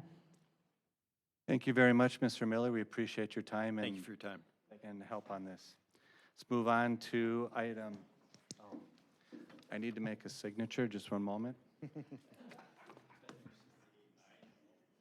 I do not sign until I get your approval. Yeah, Mayor, is that the biggest check you've ever written? Absolutely. The biggest status, not a Yeah, check. oh, yeah, right. Front page or both? You guys will make the money on that. One's our copy, Jim? One's our copy? Yes. I pardon the delay, we just have to get this done today. Interesting. Okay, let's move on. That's a first. New business, number C, consider act on resolution 20-R2876, authorizing the creation and hiring of an economic development marketing intern for 2020. And I'm going to start off in just laying out how this is put together. It's in your packet. This is all external funding to help promote businesses and development within our community for the next 12 months. We are not using city dollars or tax revenue to support this, and I would be happy to answer any questions at any point in time. Would anyone like to put a motion on the floor? So for then moved. Discussion. Second. Question. Second. Great, and open for discussion. Alderman Rozak. Do you have the full funding yet? Do you No, the I have full- 2/3 of the funding now. I should have it within 2 weeks. And no matter what, we will not use city funds. So I think this is fine. What I would propose, and I'm happy to propose the change, is that we insert a small whereas clause saying that the internship is contingent on the funding being realized. A great idea. Okay, so I'll make that amendment then to the resolution as the last whereas clause, whereas the internship position and the length of the term are contingent on the funding being realized, and that the position of the intern may be terminated if funding is not found, or the term of hire will be reduced if the full outside revenue is not received. Are you okay with that, Mayor? Yes. Okay. Good. I will. Good. I wrote it out. It's very neat. It's Thank in- you. Second. Thank you. I know. Lou did the second? Yes, he did. Yeah. Any further discussion? Alderman Shell Pepper. Who is paying for it, Mr. Mayor? I'm not at liberty to disclose that. They'd like to be kept anonymous, but currently we have 2 main businesses. I cannot do that? Yeah, I'm not comfortable with that. I mean, Oh, okay. Bank 59 and Exonia Bank right now have made verbal commitments. thank you. Not a problem. I didn't think I could do that. So thank you for the clarification. No problem. Agreed. Any further discussion? Call roll, please. Are we voting on the amendment to the resolution and then the resolution as amended? Yes. Correct? Okay. Correct. So we're doing the amended part first. Mhm. Alderman Mulder? Aye. Alderman Shell Pepper? Aye. Alderman Kavieski? Aye. Alderman Rozak? Aye. Alderman Zaffel? Aye. Alderman Ellis? Nay. Alderman Spiegelberg? Aye. Okay, so now the amendment is done. The amendment is done. Now let's do the major motion. Roll call, please. Oh, wait, Alder- I'm sorry. That was for the amendment, or was that for the actual?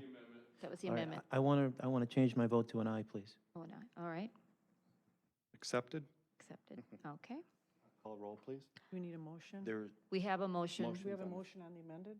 to vote? Well, we've passed the amended. We- Now we need a motion to, Now we need a No, motion. we already had a motion. We have a Already have the motion motion. no to discussion? approve it. Floor for the Right.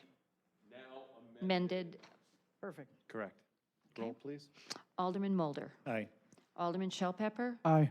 Alderman Kavieski. Aye. Alderman Rozak. Aye. Alderman Zaffel. Aye. Alderman Ellis. Nay. Alderman Spiegelberg. Aye. Thank you. Let's move on to new business 8D. Consider act on resolution 20-R2870, authorizing budget amendment for fleet mechanics tools. Joe Pickert, you have the floor. Yes, tonight I'm asking you to consider a budget amendment for the Fleet Department for tools for the two mechanics. Let me give you a little bit of background for people that weren't around when this was created. In 2013, a Fleet Department was created by the city of Oconomowoc. The way that was created was there was a mechanic that worked in the Department of Public Works building, and there was a mechanic that worked in the utility building.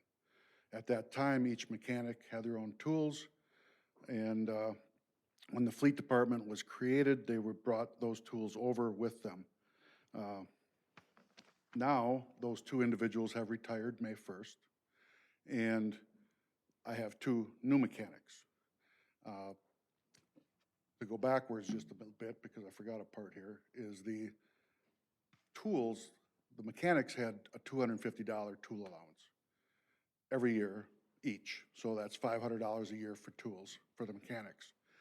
That tool allowance allowed them to buy more tools.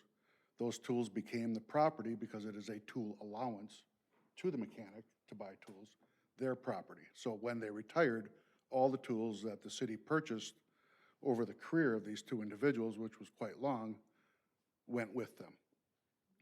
So we lost a lot of money in tools. And I was thinking that I really wanted to solve that problem moving forward.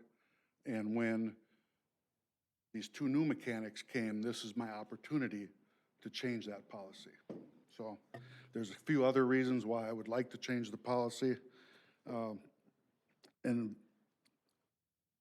so there are times when other city staff wants to use some tools.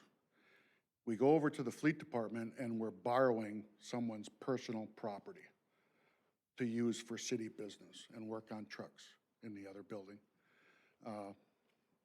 If something breaks, it's their tool. There's some animosity sometimes that I've seen where they didn't want to borrow them the tools and we needed to work on them.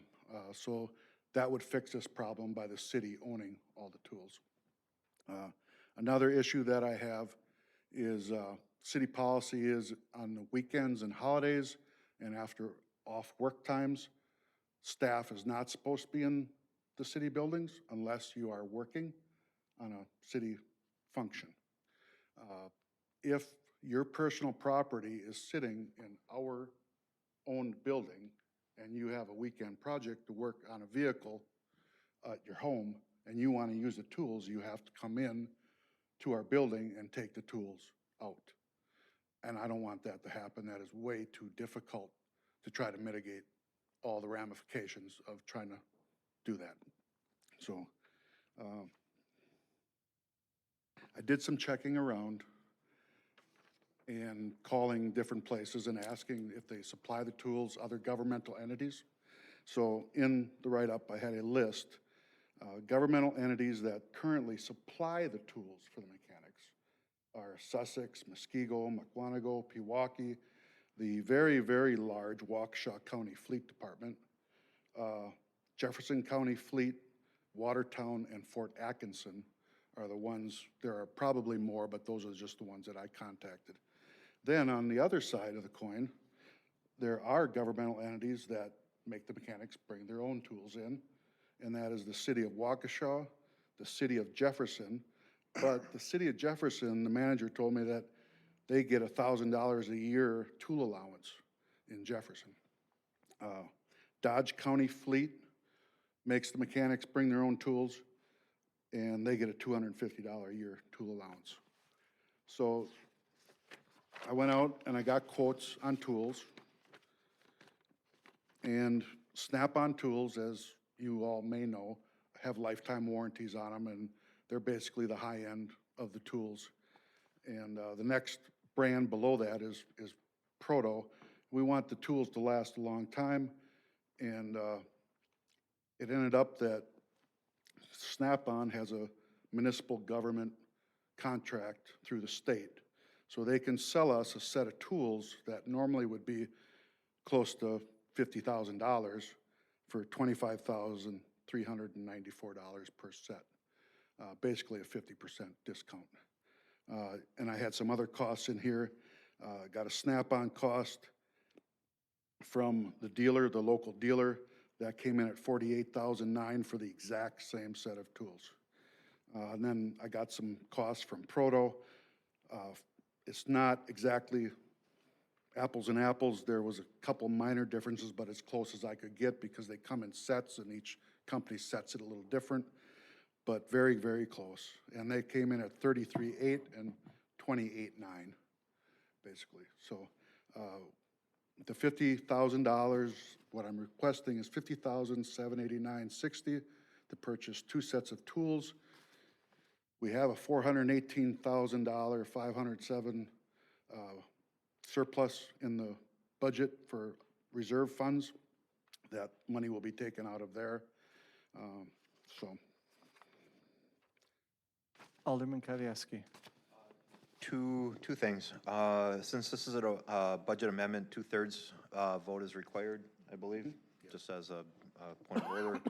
I'm in favor of this approach. The only question I have is, what is the control for disappearing tools? It's great that the Snap-on. Yeah, and lasts I've thought forever. about this already, is the reason I would give each mechanic their own set, because then I make them responsible for that set. If something is missing, if it's a broke tool, it has a lifetime warranty. You turn it in, you get a new one. Yep. Okay, if there's tools missing, they left them on the back of a truck and it went down the road, they bounced off. In order to get those tools replaced, they would have to come to me with a written request, and I would have to research it and approve the replacement. So every tool purchase would have to come to me beyond this. Is there any legal document or accountability for each of those individuals for those tools? Yeah, I haven't put anything together, a legal binding thing for the tools. For the Is that done? Yeah. Okay. Yeah. Because there are ways to hold people accountable, so I just want to bring that up. Alderman Shellpepper. Yes, thank you. And you had also mentioned, though, that you were envisioning other departments borrowing these. That was one of the reasons we wanted to do this. Yeah, I did So- mention that, and I didn't probably mention it when I was talking, but yes, that is a correct statement. So how would we maintain the accountability then? I mean, does that accountability shift then from the tool Well, set the owner to whoever checks it out? I The mean, mechanic, I've talked to the mechanic, and what we envisioned was if somebody came over to borrow a socket set, because they had to do something in the utility department, which is right across the road, they would write the person's name down and who took the set, and then when they returned it, we'd mark it returned. okay. The other thing that I would say is that I'm wondering, when we hired these 2 new mechanics, were they under the impression that we were going to be giving them these sets, or did they think they were coming in with an allowance? Is that where they're, No, what they're- premise were they hired under? They weren't in the questionnaire on the application. It asked on there, do you own your own set of tools? And the answer for both of them was yes, they have tools that they own themselves. Okay. Okay. When they were interviewed, we talked about the possibility that we were going to try to present this because of the reasons, so they might not have to bring their tools. We might be supplying a set of tools. That's to the extent of that conversation. Okay, thank you. Any further questions? Yeah. Alderman Mulder. Well, that was actually going to be my question, but I really I appreciate you going out and doing the research with local, other governments, because as I was reading this, first thing I thought was, what do other cities do? So, Right. and I got to that, I'm like, perfect, now I know. So thank you for doing that work. You're welcome. Any further? Alderman Rozak. Yeah, I do. So, not only was my father a maintenance man and ended up running the VA hospital as an operations director before he died, but I did talk to Andy before coming in tonight because he had some comments that he kind of presented to me. So not all these ideas are mine, but one of the things he said is these mechanics, the tools are kind of like their education. It's like, buying a suit. It's the stuff they like to use. And it's refreshing that the two guys we did hire do have their own tool set. But I have quite a few concerns with doing this. Number one, if tools get lost, it will be a continuing expense for the city. So if you got the $50,000 one time, that would be great. But we know that's not going to be a one-time deal. If they get lost, somebody else borrows them, they go missing, something falls off into a lake, we are going to have a continuing expense. And as far as, this doesn't save us money, really at all. At $500 a year for our two fleet guys, it would take us 100.6 years to get to the point where we've spent the $50,000 that we're talking about. We have allowances for everyone from boots and uniforms and everything else. So did these gentlemen get, do they get boot allowances as well? They get boots, safety boots, probably. They are required to wear steel-toe boots, so they would get the safety shoe allowance. Do they get a They uniform do not allowance? get a uniform No, allowance. no uniform? Okay. They only received the $250 tool allowance in the past. And can I just comment a little bit more? Sure. Okay, so I also did some math, just like you did. Yeah. And we had one guy that worked for us for 30 years and the other one for 18 years. And at $250 a piece, that's $12,000 worth of tools that walked out the door when they left. But if during that same period of time, you would figure, let's say even you lose one socket set, you're talking $100. You're talking $60, $70, $80. And you do that once a year or twice a year, you're there as well, that same tool allowance. The concept of having the mechanics have their own tools is they're familiar with them, they take them home, we don't have to worry about them. We don't have to replace them. All we have to think about is the $250 a year that goes out of the budget to them for a tool allowance. So if it breaks, it goes missing, they take care of it. When they go, they take the tools with them. When we bring a new guy in, we get the tools. Those are some of them. Some of the comments from Andy. He says he's never hired a guy that doesn't have his own set. And I agree with you, the private side, absolutely. What's That's how it different? operates. What's different then with the city side, the municipal side?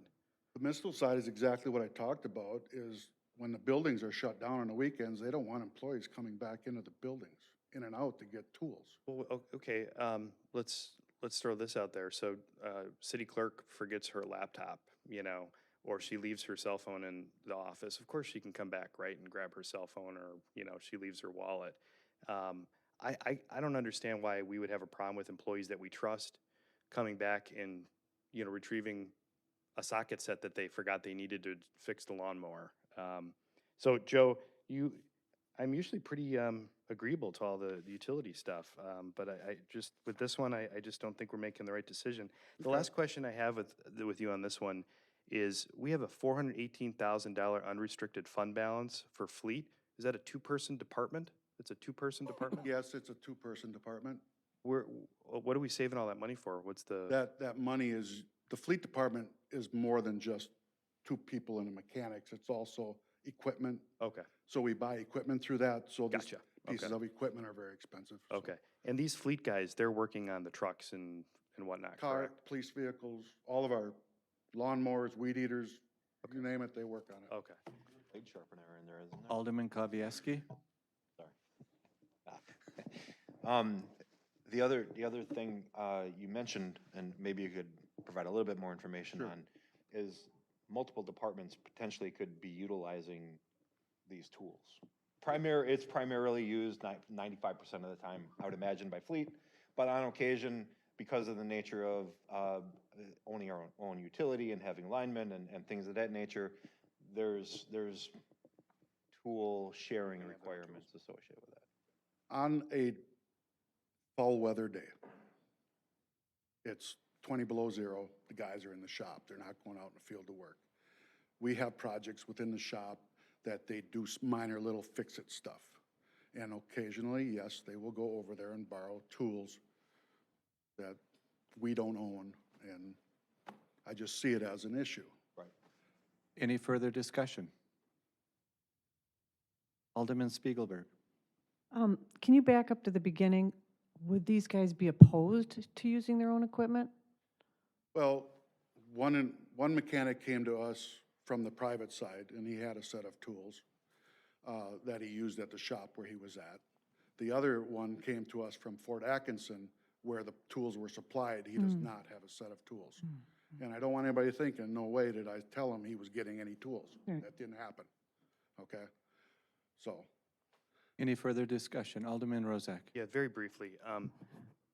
Since the pandemic started, and I know we're going to talk about this tonight, there's ways, and I've been preaching on this for 6 years, that we need to tighten our belt. This is a chance for us to say, look, when we need to buy an actual new truck, or we need to buy a new plow, that money's not going to be there because we just made this decision. So bear that in mind as we're looking at a budget amendment. This is 50 grand plus the amount that we're going to have to expend when a tool goes missing every year that is unquantifiable. It could be $1,000 a year, it could be $5 a year.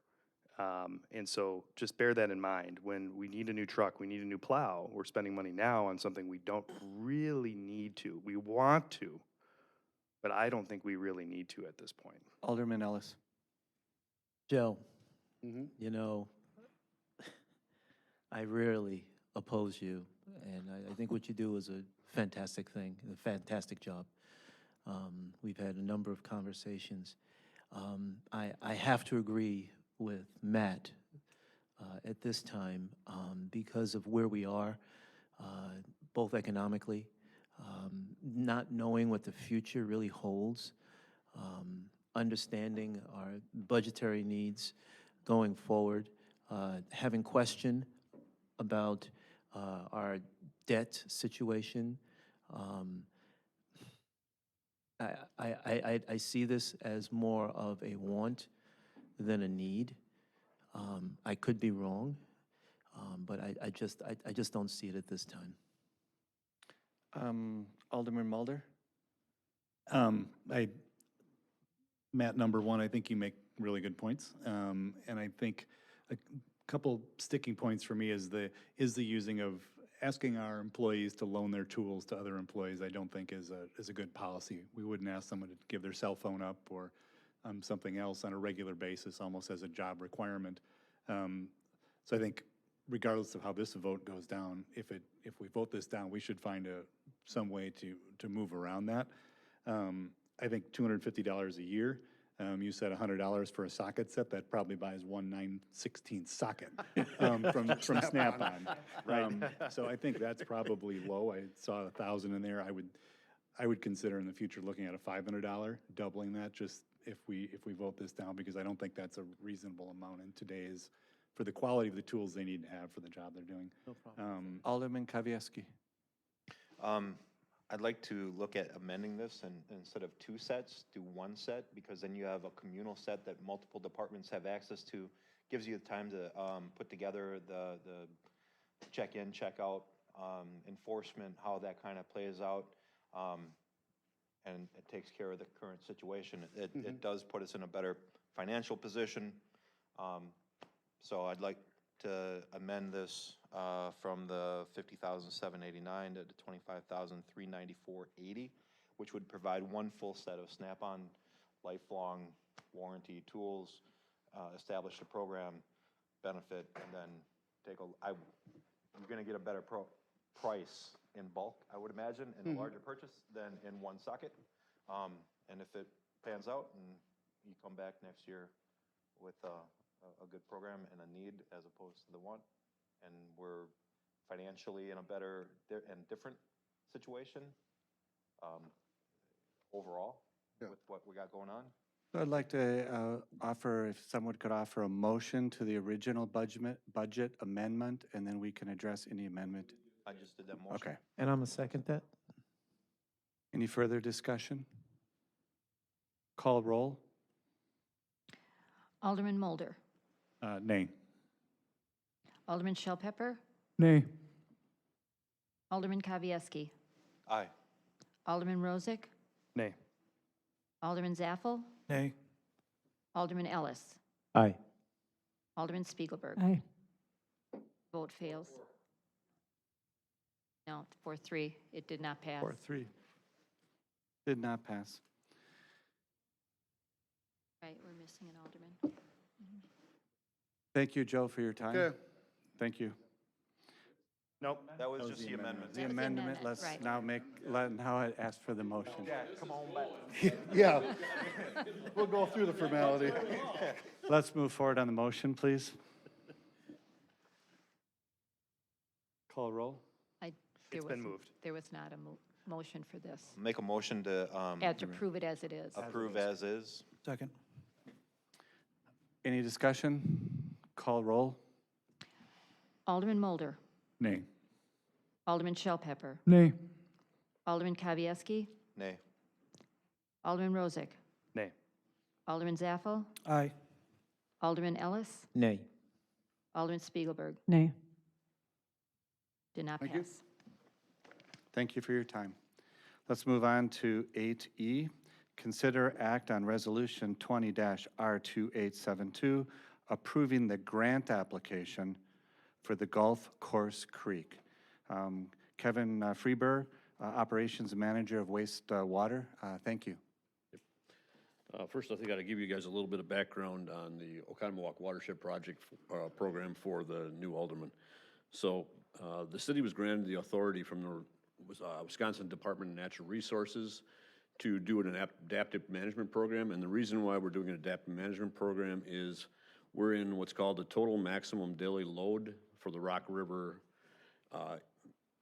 that the Oconomowoc is in the, the Oconomowoc watershed discharges into.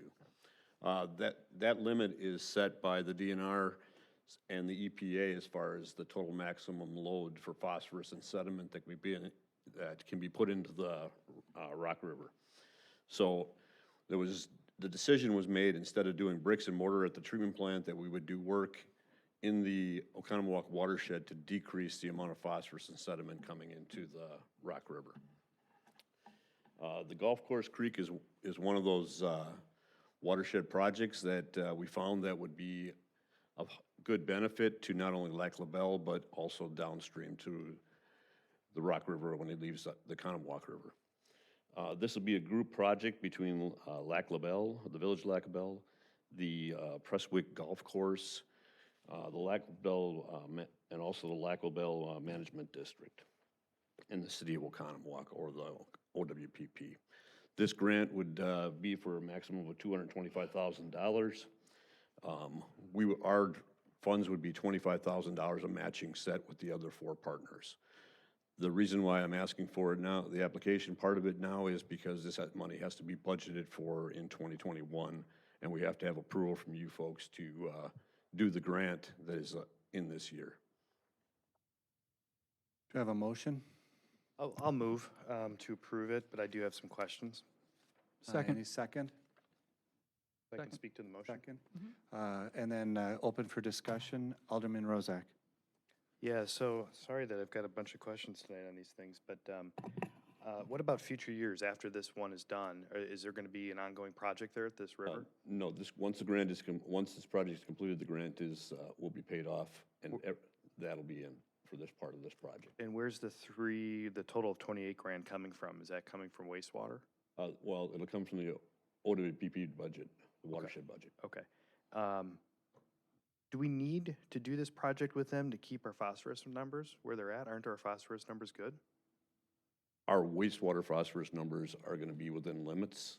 This is part of the adaptive management program that basically we are telling the state that we will take and do these projects outside of this wastewater plant to keep the numbers down and decrease the phosphorus loading in the Oconomowoc River going into the Rock River. That's why we need to do it. What are the other guys paying? Are they paying something similar to what we're paying? Village? Absolutely, Okay. it's matching, yep. Oh, they're all matching. Okay, gotcha. Why do we if we're running the adaptive management program in the watershed, why do we let the village manage this one? Because they're writing the grant? This is located in the village. Okay, and they're writing the grant, or are we writing the grant? It's part of Tall Pines, and the village will be taking care of that. All right. Any further questions? Alderman Kowalski. I mentioned earlier in brief conversation, I was contacted by a resident in the village of Lac LaBelle at 466 Lac LaBelle Drive with issues associated with drainage off the course. From what I understand, the activity associated with this area of the project has been taken care of really well. I'll be giving you the information associated with that western portion of the property. My only, I'm gonna be for this, but my only concern is, and I want on the record, that they're doing a good job with this area and maybe pushing it farther west on some of the other issues. So I based on the information I give, if we take a look at that and if it needs to be addressed and it impacts our phosphorus levels and the quality of water in our watershed, then we'll need to take a look at that to make sure. I'll absolutely take a look at it. I can't guarantee you one way or the other. It depends on funding. Yep, okay. Other comments? Call roll, please. Alderman Mulder? Aye. Alderman Shell Pepper? Aye. Alderman Kavieski? Aye. Alderman Rozak? Aye. Alderman Zaffel? Aye. Alderman Ellis? Aye. Alderman Spiegelberg? Aye. Let's move on to the next item. Consider/act on ordinance 20-0977 to repeal and recreate section 8.04 of the City of Oconomowoc Municipal Code concerning street excavations and above-ground installations. I'd like to turn this over to Mark Fry, Director of Public Works. Mark? Thank you, Mayor. Real quick, right-of-way 101, you know, we throw around terms a lot, and we have several new members of our council. So we have a variety of right-of-way widths through the city. You know, 66 is probably our biggest standard, but so when we refer to the right-of-way, we're talking about not only just the traveled part of the street, but the terrace areas and the sidewalks. And then generally the sidewalks are a foot into the right-of-way, so there's that little gap between sidewalks. So that's the part that we're talking about. We do have an existing ordinance, 8.04, that regulates excavations within our right-of-way. Companies that want to dig in there, they come in, they pay for a permit, they have to put up a bond or, you know, some type of money depending on what they're doing, and they go out and do their work, and we make sure that they come back and do all the restoration that's needed. But that's where the ordinance stops. That's the only thing that we have right now. As we go forward, and, you know, there's probably going to be some legal questions, so I'll just put the attorney on notice to be ready. But in going forward, there's a lot more uses in right-of-ways now. There's a lot of things going on in Madison regarding rules and requirements. And, you know, the item that, you know, obviously everybody wants to talk to you about is the small cell wireless, you know, 5G type thing. So we have to have an ordinance in place because there are things that are already in state statute that allows companies to do certain things. Right now on our books and our ordinance, we do not have policy or procedure that addresses those. So that's what this part of the ordinance, that's what this ordinance tonight is here is to address. So as we go through the ordinance, you'll see that there's, you know, we have the excavation part of it, but then we also get into above ground installations. Does provide exemptions for, you know, mailboxes and signs and things like that, that they don't have to follow, go through all the long drawn out process. But if they want to do an above ground structure, there's a lot of things in the ordinance now that, you know, like myself as the Director of Public Works can require reports and information, have them sign professional bill back so that they're covering all the costs of all this. And then, and I'm really skipping through a lot of it. I just want to get to the part that everybody wants to listen to. But when you get into, if the proposed use falls under Wisconsin statute 66.0414, that's the small wireless facilities. So if someone wants to do that, then they have to come in and it's a different permit. They have to, you know, description of each of the proposed facilities, certification by the applicant that it will not materially interfere with the safe operation of traffic controller equipment sight lines, certification by the applicant that the wireless facility will comply with relevant FCC, other things. But, you know, the real part of it that I liked seeing was that that permit process actually comes through the Common Council. when they're talking that thing. So when you look under the application process C, where new uses all above grade right-of-way permit applications other than those described pursuant to subsection B should be considered as follows. And the number one thing is common council shall hold a public hearing. You know, all users of the right-of-way shall comply with aesthetic standards, and it ends up with common council may grant the permit with conditions, or deny the permit. So this gives us power. This spells it out. So people will be coming to us. We know this, you know. I think things have slowed down because of the virus right now, but we're a growing community. We're a progressive community. We have a lot of things going on here. We're going to see these people coming, wanting to start putting facilities in our right-of-way. And without having the repealed and recreated ordinance, we have nothing on our books that will stop them. At least with this, we have the policy and the procedure in place that they have to follow. Now, there's, you know, questions have been raised, but there's a lot of things that, you know, the attorneys are the ones that drafted the ordinance, and they based it on what Wisconsin statutes allow. So that's where we are at tonight with this. Mr. Fry, I'd like to have you stay and answer questions during the discussion section. Not a chance. I don't blame you. Would Done anybody like? everybody else tonight. At least I'm not you're looking gonna for be- money. You're going to be there for a while. Would anyone like to make a motion so we can move this forward? So moved. Second. In discussion, Alderman Spielberger. Did you call me Spielberger. Spiegelberger? Yeah. That's okay. We have a famous director. I get that a lot. Well, I get that too. Sorry. No, it's okay. I get that a lot. Okay, so do we have any idea if there are any applicants coming forth soon or in the near future? I mean, that's some of the transparency I think that we'd like too, is if we think something's coming down the road. So the city was approached at the start of the COVID process from one of the companies asking what we had for ordinances. At that time, because of the governor's emergency order, we opted to just indicate to them, and this is truthful, that, you know, we were working on rotating, reduced staffing, and would be more than happy to sit down and discuss things with them once the emergency orders are lifted. So that's where we're saying that, you know, people will come. I mean, they talk about the 5G and just the different areas, but yeah, things may have slowed down.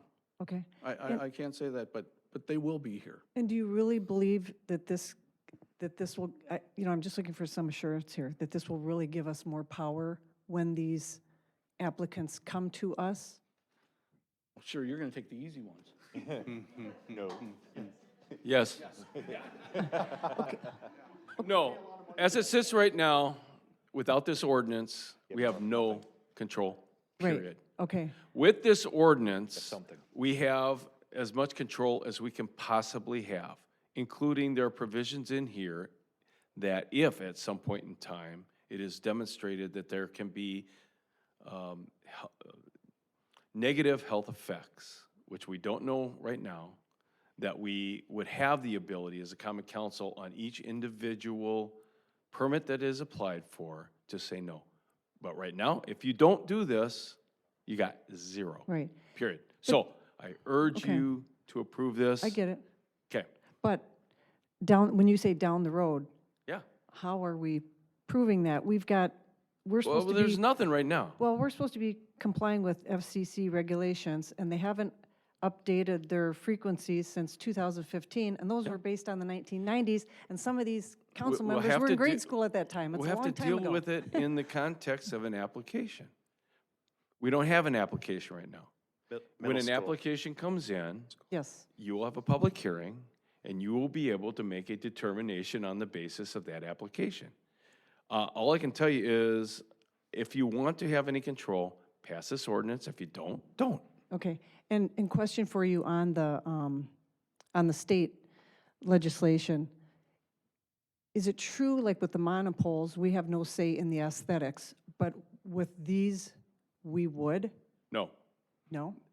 Aesthetics on monopoles, well, actually, we won a case, I mean, my firm won a case on a monopole case. Was that Town of Cedarburg?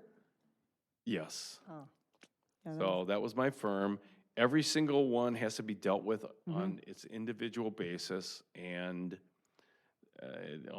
there's a lot into it. So all I can tell you is, I mean, we can talk till the cows come home about what if, what that, what if.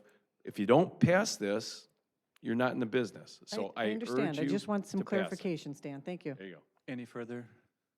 I'm sorry, Alderman Kavieski. The point that Attorney Riffle is making is that if you have nothing on the books, you have no authorities to say yea or nay. They can come in tomorrow and put something up because there's nothing that has any requirements to go through.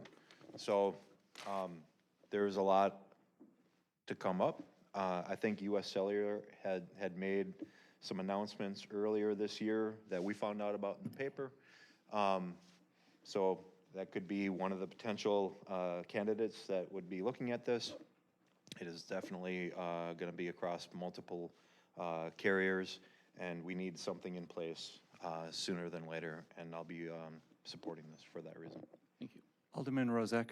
Very briefly, for the folks that did come here urging us to vote against that, I think what the attorney said, first of all, Mark sent this to me and Karen ahead of time to look at because we're also on the technology committee, and we need to pass it so we can do something if there's an application, because right now our ordinance is terrible, okay? We can refine this through the technology committee, through public works committee as well. So as that ramps up, once the kind of pandemic is done, we can, if there's areas of this ordinance that need to be refined, we can very simply do that because now we have that structure. So I think that's probably the right decision, and that's how I'm going to vote tonight on this. Thanks. Any further discussion? Roll, please. Alderman Mulder? Aye. Alderman Shellpepper? Aye. Alderman Kavieski? Aye. Alderman Rozak? Aye. Alderman Zaffel? Aye. Alderman Ellis? Aye. Alderman Spiegelberg? Aye.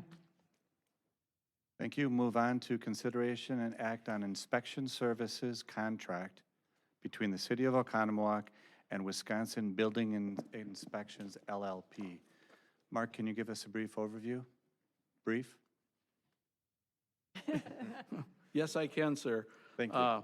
So this kind of goes back, and once again for the new council members, back in September of 2019, we'd gotten together, we put together a lot of information for the committee of the whole, talking about our building inspection processes in the city. The question had come up whether we're better off going with in-house staff or using a contract consultant, which we had been doing since, well before I started here, using the same firm. Alderman Rozak at that time indicated that he had a lot of questions and asked to meet with us separate, so we had done that. Alderman Kowalski was in at that meeting, and we talked about the firm that we had, the cost share that we were seeing, the services that we'd gotten, and our true feelings that we weren't going to get the same deal if we went back out onto the open market for this. We also looked at, the cost of in-house versus consultant, and, little disagreement on, maybe some of the overtime hours, but it did show that there are some years that we would come up short. And as a matter of fact, over the 10-year period, it showed a $7,000 per year average. We would make less money with in-house. So on the years when, the building permits are down, if we have in-house, we have that fixed cost. This way, being cyclical the way the building permits do go, and if you look at the history, you will see that on years when it's down, they're only getting paid a percentage of the permits that are actually applied for. So they're allowed to, expand. They also have the ability that if we have a target distribution, which we've already had, we've had several apartment buildings, we had Fleet Farm going in. Mayor Nold, when he left, talked about $100 million worth of work going on in the city. Well, they can expand. They have other employees that they can pull from other areas to cover all that. So they've been doing that. But, one of the things that was talked about was how do we do it? How do we make it so that the city gets more revenue on the very good years? And so right now, it's a 60-40% split cost share. So every permit that comes in, Wisconsin Building Inspectors is paid 60% of that. City reaches 40%. They have to take care of all the inspections, all their training, all their insurance, their vehicles, and they handle all that through that 60%. So then we went back to them and said, well, how do we make it so that, as we bump up and get closer to the 300,000, that the city can see more money? And then how do we see, even more money, more revenues come in once we get above that 300,000? So in working with them, they came back with a proposal that left it at the 60/40 for the first $150,000. Then on the next 150, there was a 5%, share difference. So they go down to 55, we go to 45. $7,500 difference is what that is. The biggest jump comes once we get above $300,000 in permits, which we have been doing for the last few years, that cost share flips around. So we now get the 60, being the city, and the contractor gets the 40%. I did have a spreadsheet in the thing that, kind of showed over the 12 years. So in the first columns, it is our current system with the 60/40, showing the amount of permits received in the year and what the splits were. And then we got in and showed what happens with the three-tiered approach that's being proposed here tonight. And it shows that, over this 12-year period, Wisconsin building inspectors would have actually received 291,000 less, and the city would have received that same 291 in additional. So, roughly about $10,000 a year is the change. They've been a great company to work with. They've taken care of everything. One of the things they did this year as part of their contract is that the inspection services for the police station is done at no cost. So that was a savings of at least $50,000 to the city, because they did that. And that's in their contract. And the contract that we have, so our existing contract is from 1999, and the firm that's listed in there has already changed names, which is Wisconsin Building Inspector. So this catches that up. But with the new contract, we set it for a total of 3 years, and this goes back to the start of the year, but for 3 years, and then after 3 years, we come back to the Common Council, update where we're at, and then we can discuss and decide how we want to move forward at that time. Thank you. Any motion to entertain before discussion?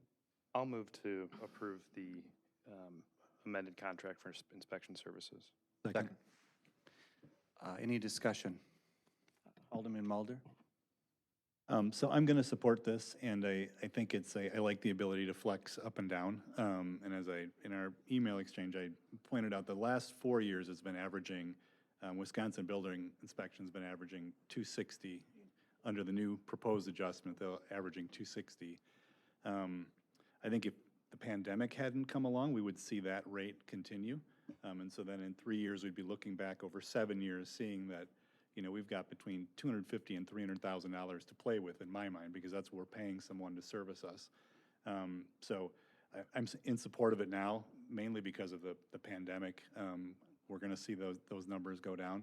But in 3 years, when we take a look at this, I think we'll see if the economy's back on track, that we're going to take a hard look at bringing this in-house, because I think there's a financial opportunity for us. Alderman Rozak. So this item and the next item are two things I've been pushing for quite a while. The second item, the increased inspection fees, I brought up the last budget cycle.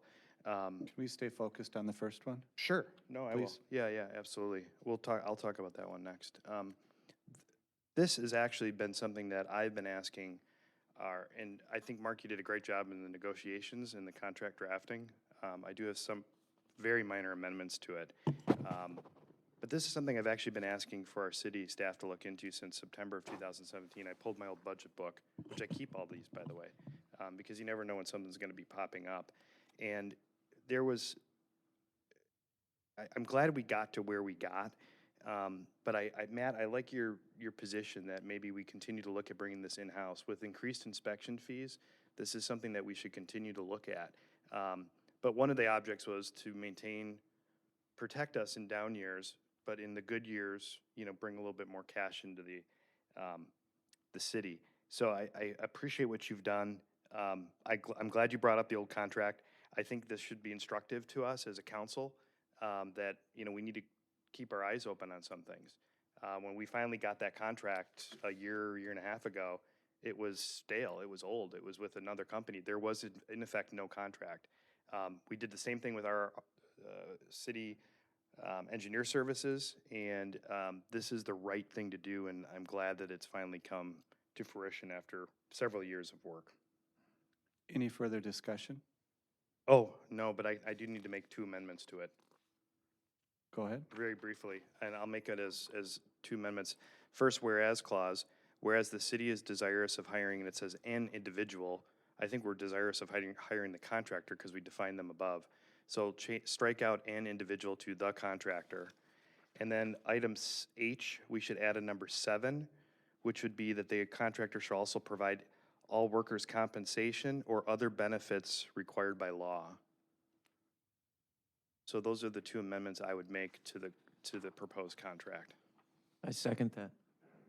Any further discussion on the amendment, on the two amendments?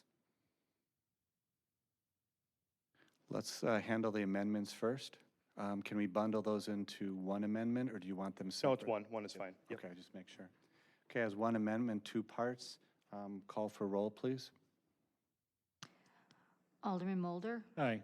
Alderman Shellpepper? Aye. Alderman Kavieski? Aye. Alderman Rozak? Aye. Alderman Zappel? Aye. Alderman Ellis? Aye. Alderman Spiegelberg? Aye. Any further discussion on the original motion? Call for roll. Alderman Mulder? Aye. Alderman Shellpepper? Aye. Alderman Kavieski? Aye. Alderman Rogers? Excuse me, I'm sorry about that. Alderman Rozak? Aye. Alderman Zappel? Aye. Alderman Ellis? Aye. Alderman Spiegelberg? Aye. Thank you. Mark, we're going to have you for a couple more, so let's consider act on Resolution 20-R2863, adjusting fees for building inspection services. If you can give us a brief snapshot of that, that would be great. Sure. So, as noted earlier, it's been a while since these fees had been looked at. You know, most of them since at least 1999 have not changed. And as part of the process and working with the aldermen, you know, we also discussed, you know, we need to bring these in line with the other communities. We did provide a sheet that shows what the communities that are, you know, adjacent to us, you know, what they're charging and what we're proposing. As noted on the one sheet in the handout, we're only changing the items highlighted in yellow, so we're not hitting all of the fees. We're only hitting the ones that we feel are out of line and need to be changed. In order to give the council some type of an idea of the impact of this, we took the year 2015. We didn't do all the years because it took quite a bit of research to go through and see exactly what the permits were for and how that dollar changes. We couldn't just go by the dollar amount and a percentage.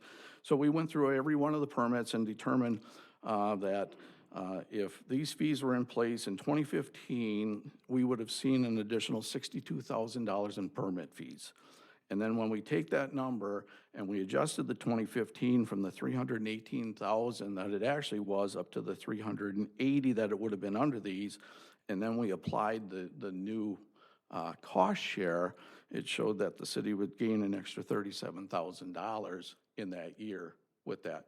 WBI would have also received some, but because the majority of those monies put us up over the 300, the city saw more of the revenues from that. So we are recommending for the proposed fee change. We would like to make a motion. Oh, I'll Alderman move. Kowalski, Second. any discussion?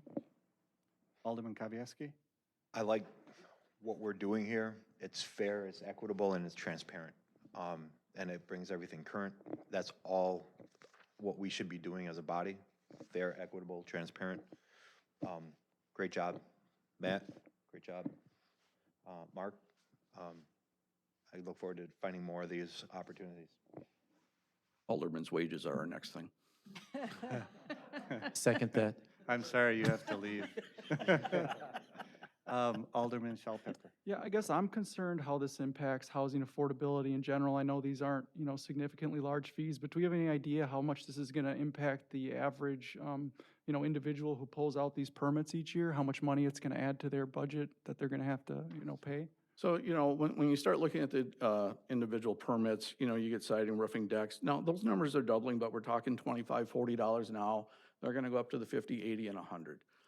The bigger items, you know, the $8 per thousand versus the $7 per thousand that we're charging now. So we take the value of a project and we look at that. So those numbers don't move up very much when you look at the chart because we're only moving at $1 per thousand. The bigger area is in the mechanical permitting. So you, HVAC, plumbing, and electric. Right now, our permit fee is 3 cents a square foot on the larger commercial buildings that go in out there. And that's going to increase up to 6 cents. So that is doubling. So that's where we're seeing the bulk of the money. But those are the larger, or, you know, those are commercial projects. Now, if we look at the average residential house, which last week I looked in the newspaper, new homes in the city of Oconomowoc, house and lot are selling anywhere from $350,000 to $445,000 right now. The permit would increase about $500 on those homes. Okay. So- And then do we think that these services are, I mean, because I don't see this as, this shouldn't be something the city's looking at to generate revenue. I just don't think that we should be doing, it, you know, looking at it from that perspective, another way to make, you know, $1 off of our residents. Is the cost that we're asking the residents to bear commensurate with the time that these inspectors are having to be put in? I mean, are these reasonable compared to what we're actually, you know, the time the inspector's putting in for $100 to come and look at a deck? So, I didn't ask you, Stan, but Yeah. thanks, yeah. Okay, yeah. Yeah, Well, no, I want to know that. I want to put that out for everyone. I mean, No, and it is, and a lot of times on inspections, and people don't realize that it isn't just a once there and back type thing. There's multiple times going out there, you know, because the big reason is, you know, what a building inspector does for a community is it makes sure things that are constructed properly. It helps out the homeowner, you know, because, you know, we were talking, and Archie Stigney, who takes care of, the city, is here in the audience tonight, and Mike is next to him. He does commercial electric. And, you know, the number of times that they go out, and we don't have a reinspection fee, so they do gain an advantage over that.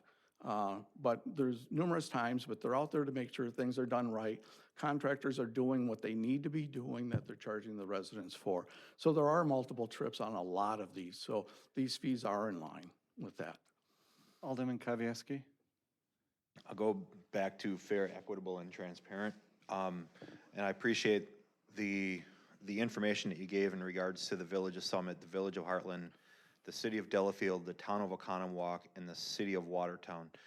All of the fees that we're talking about now are in line with our neighbors, and we're not looking to charge a premium or penalty associated with what is going on in the community, because that's not what we're here for, but to be fair and equitable with our neighboring municipalities. That's a good check and balance, at least the way I look at it. So if it was a premium and a penalty associated with it, I would have not been as, my statements wouldn't have been as reflective of those fair and equitable. So that's why I'm supporting. Alderman Rozak. You guys put a lot on the agenda here. I mean, this is stuff I've spent a lot of time on. So, Mark, good job on this. To Alderman Shellpepper's point, I don't like raising fees just to raise revenue, but when we haven't looked at fees for, in many cases, decades, that's obviously a problem, and that needs to be corrected. We've corrected some of the police fees and parking fines and some of that stuff that hadn't been changed also for many, many years. So there's obviously inflation, there's increased cost. These guys cost more, you know, in healthcare costs and everything to run the business, so do we. And again, when you look down the chart, we're right in line with a lot of these other communities. There's only a few that are a little off, and I think it's a good move for us. And it's something that we don't have to address now for, hopefully, you know, maybe we address in 3-4 years to see if we're still consistent. And, you know, look, if we start struggling to have building, we go down, right? We can always go down. Any further discussion? Call for roll, please. Alderman Mulder. Aye. Alderman Shellpepper. Nay. Alderman Kavieski. Aye. Alderman Rozak. Aye. Alderman Zaffel. Aye. Alderman Ellis. Aye. Alderman Spiegelberg. Aye. Thank you all. Short comment I'd like to add to the record. I'd like to thank Alderman Rozak for his due diligence and his leadership to bring this to my attention, to get this on the agenda. Our goal is to try to fill up all the holes, do what we can that's in the best interest of our residents. Thank you, Alderman. Let's move on to consideration or act of resolution 20-R2871, awarding 2020 Collins Parking Lot Design Engineering. Back to you, Mark. Yeah, so, thank you, Mayor. The aerial photo that you see up there is the Collins parking lot.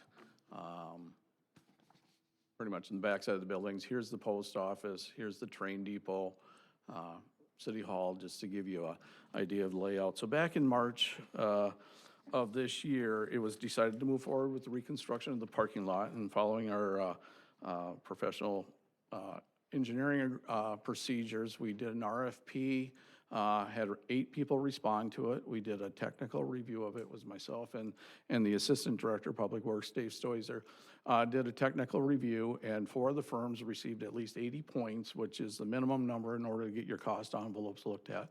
So we requested those costs and found out that information after we'd finished the technical scoring. Baxter Woodman came in with an outstanding price of just, $51,379 when the others were closer to $90,000. This is a not to exceed RFP. So it's not like they can come in and start claiming a lot of extras. They have to do what was in the RFP for this number, and that's what their professional services agreement, which the attorney will be reviewing, will have that in there. So we are recommending Baxter Woodman for the project.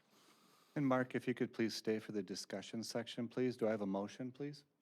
So moved. Second. Let's leave it open for discussion. Yeah, I want to, I'm sorry. Alderman Ellis, sorry. Okay. Thank you. I really appreciate that, that information.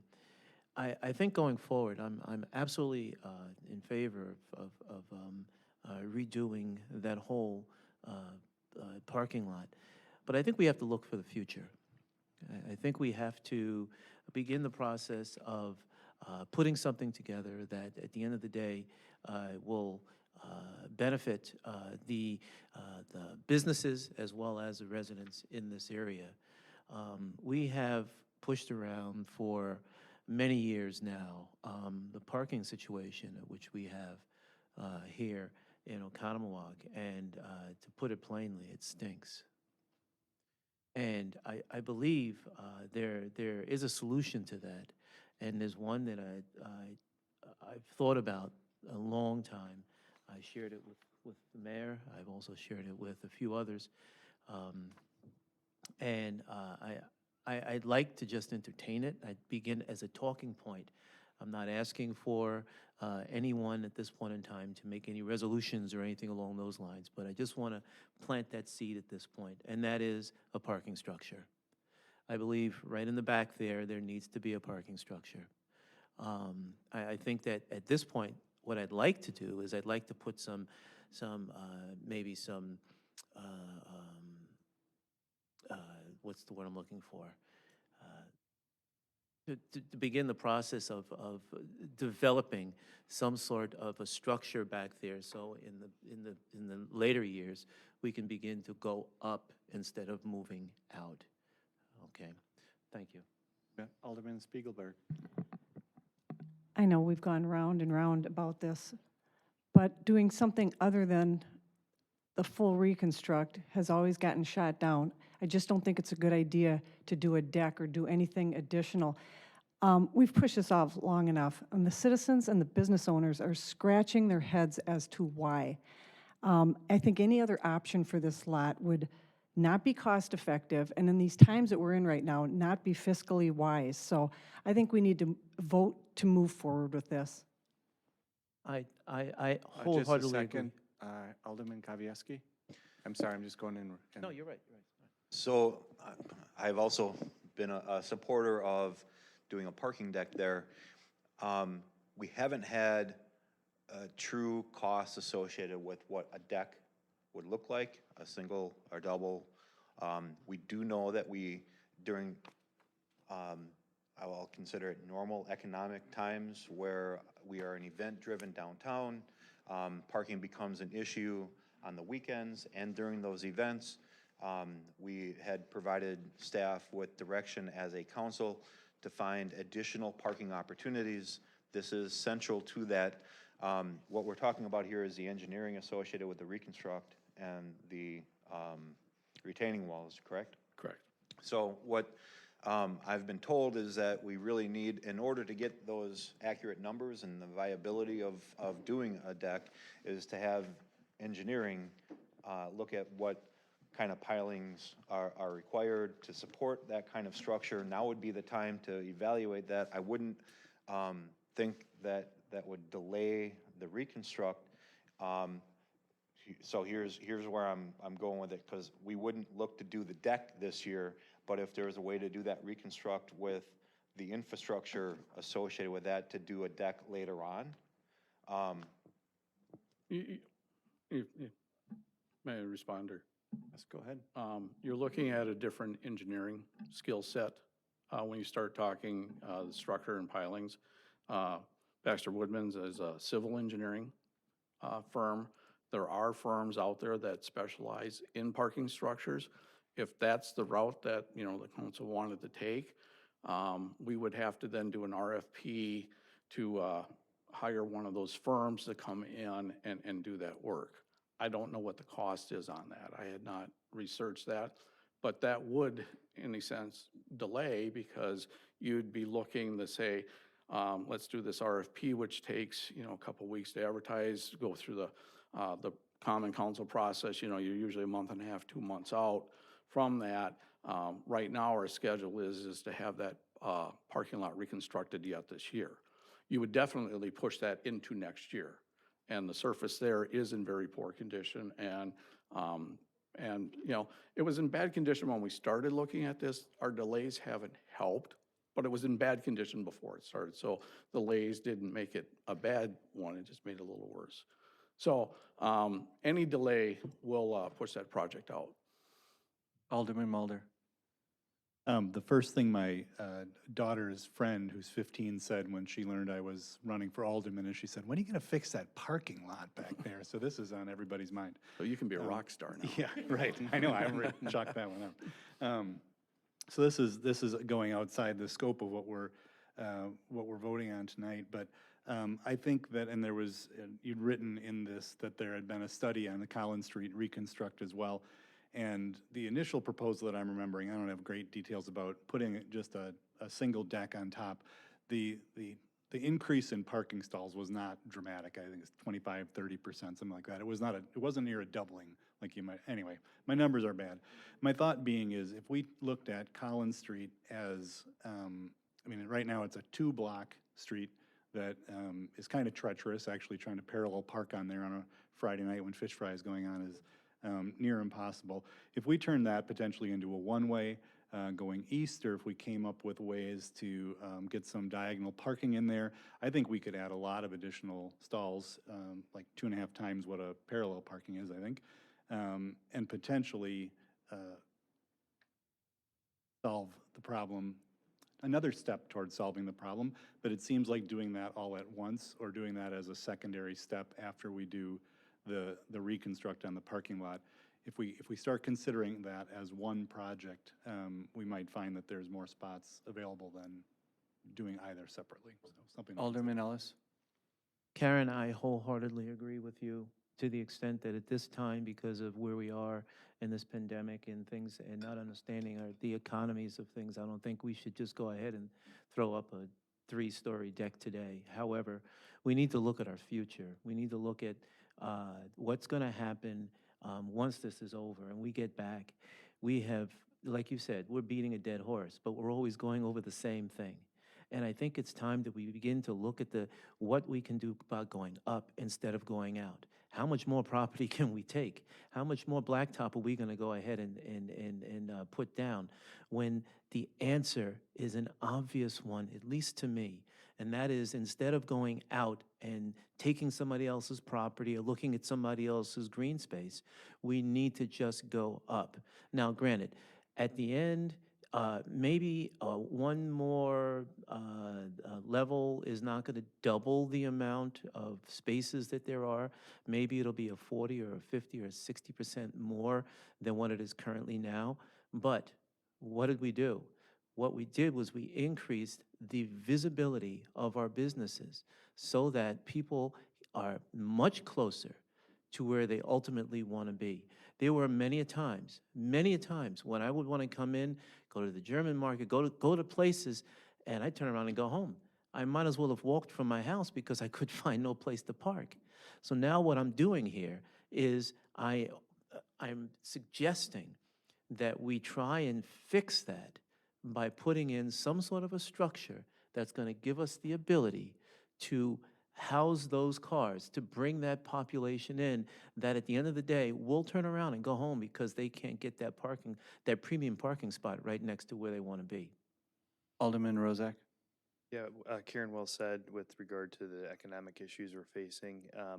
I think the plans we've already discussed and approved, Mark, included maximizing the spaces, right? I think reducing one of the inlet outlet lanes there by the depot. We right? will, we'll be looking at a couple different options on things that we can do there. So Right. that was in the RFP to look at maximizing parking, but we also have a stormwater. Right, and then issue. we approved in that meeting to repair the stormwater issues down there too, because we have a lot of water issues and correct? You guys went for both. You wanted stormwater taken care of and more parking. Correct, so good luck with that. Yeah. But I agree, I think we need to move forward with the reconstruction. And hey, as you guys heard, I'm all about fighting for things I believe in, so if you guys want the structure someday, keep fighting for it, you know? I mean, but I think right now we need to do what we need to do, and if we use TIF money too to finance the structure there, that means that TIF is gonna stay open longer, which means we don't see a revenue stream from the project earlier. And that's like taking money out of our pocket to build a structure we may or may not really need at this point. But, you know, maybe in the future it is something we need. So, you know, I think we move forward now, we do what we need to do, and then, you know. Alderman Alderman Spiegelberg. Okay, so a couple things. Number one, I like Alderman Mulder's idea. Is there some way we can incorporate that into the design aspects that will come back? We can look, there's some width limitations that will impact that. And then we also need to discuss, you know, traffic flow through this area. It's a great suggestion, you know, but one of the things that we do use Collins Street for is it does become the bypass of the downtown. If there's something on Wisconsin Avenue, if we make it a one-way street, then that takes away part of that. Not saying that that couldn't be done. Summit Avenue is just on the other side of the tracks, but it is one of the flow things that, you know, would have to be considered and then brought back to the council.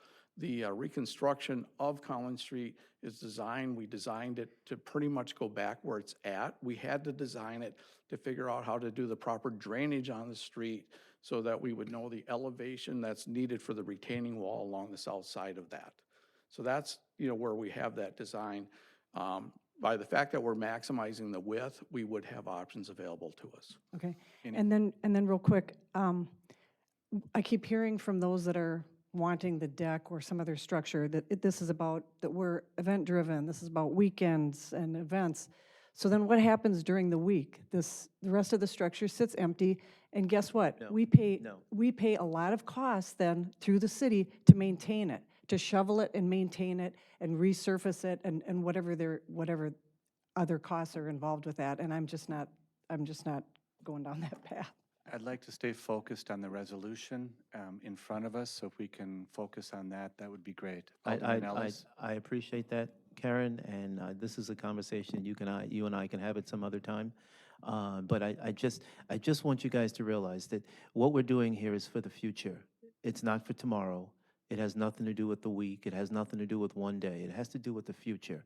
And as we are growing as a city, and we are growing, we need to supply the parking that is necessary for the downtown. We can't take any more land. We have to go up. Alderman Kavieski?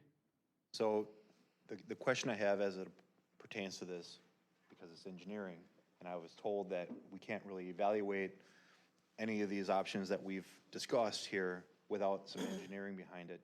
Can we incorporate those engineering options into a change order or some kind of direction to get costs associated with ADEC? Because if we don't do it now, we're not gonna do it anytime in the near future, and now is the time to address the questions that we've had, I've had, others have At had. least the cost. Because What is it gonna cost? it's been throwing So stuff against the wall. I think we have we have a motion on the floor right now. If we want to bring an amendment to that, then we can do that. But that's up to you as a council. Yep. I would suggest we keep moving this forward, please. So how would I, But the answer to the question is you would have to go out with a brand new RFP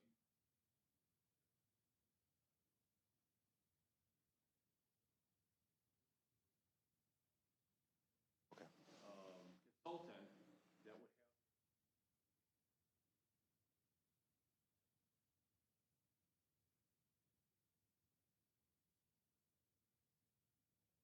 Yeah. So.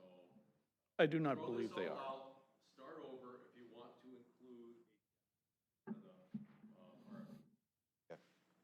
So currently, we have a motion on the floor. Is there any further discussion?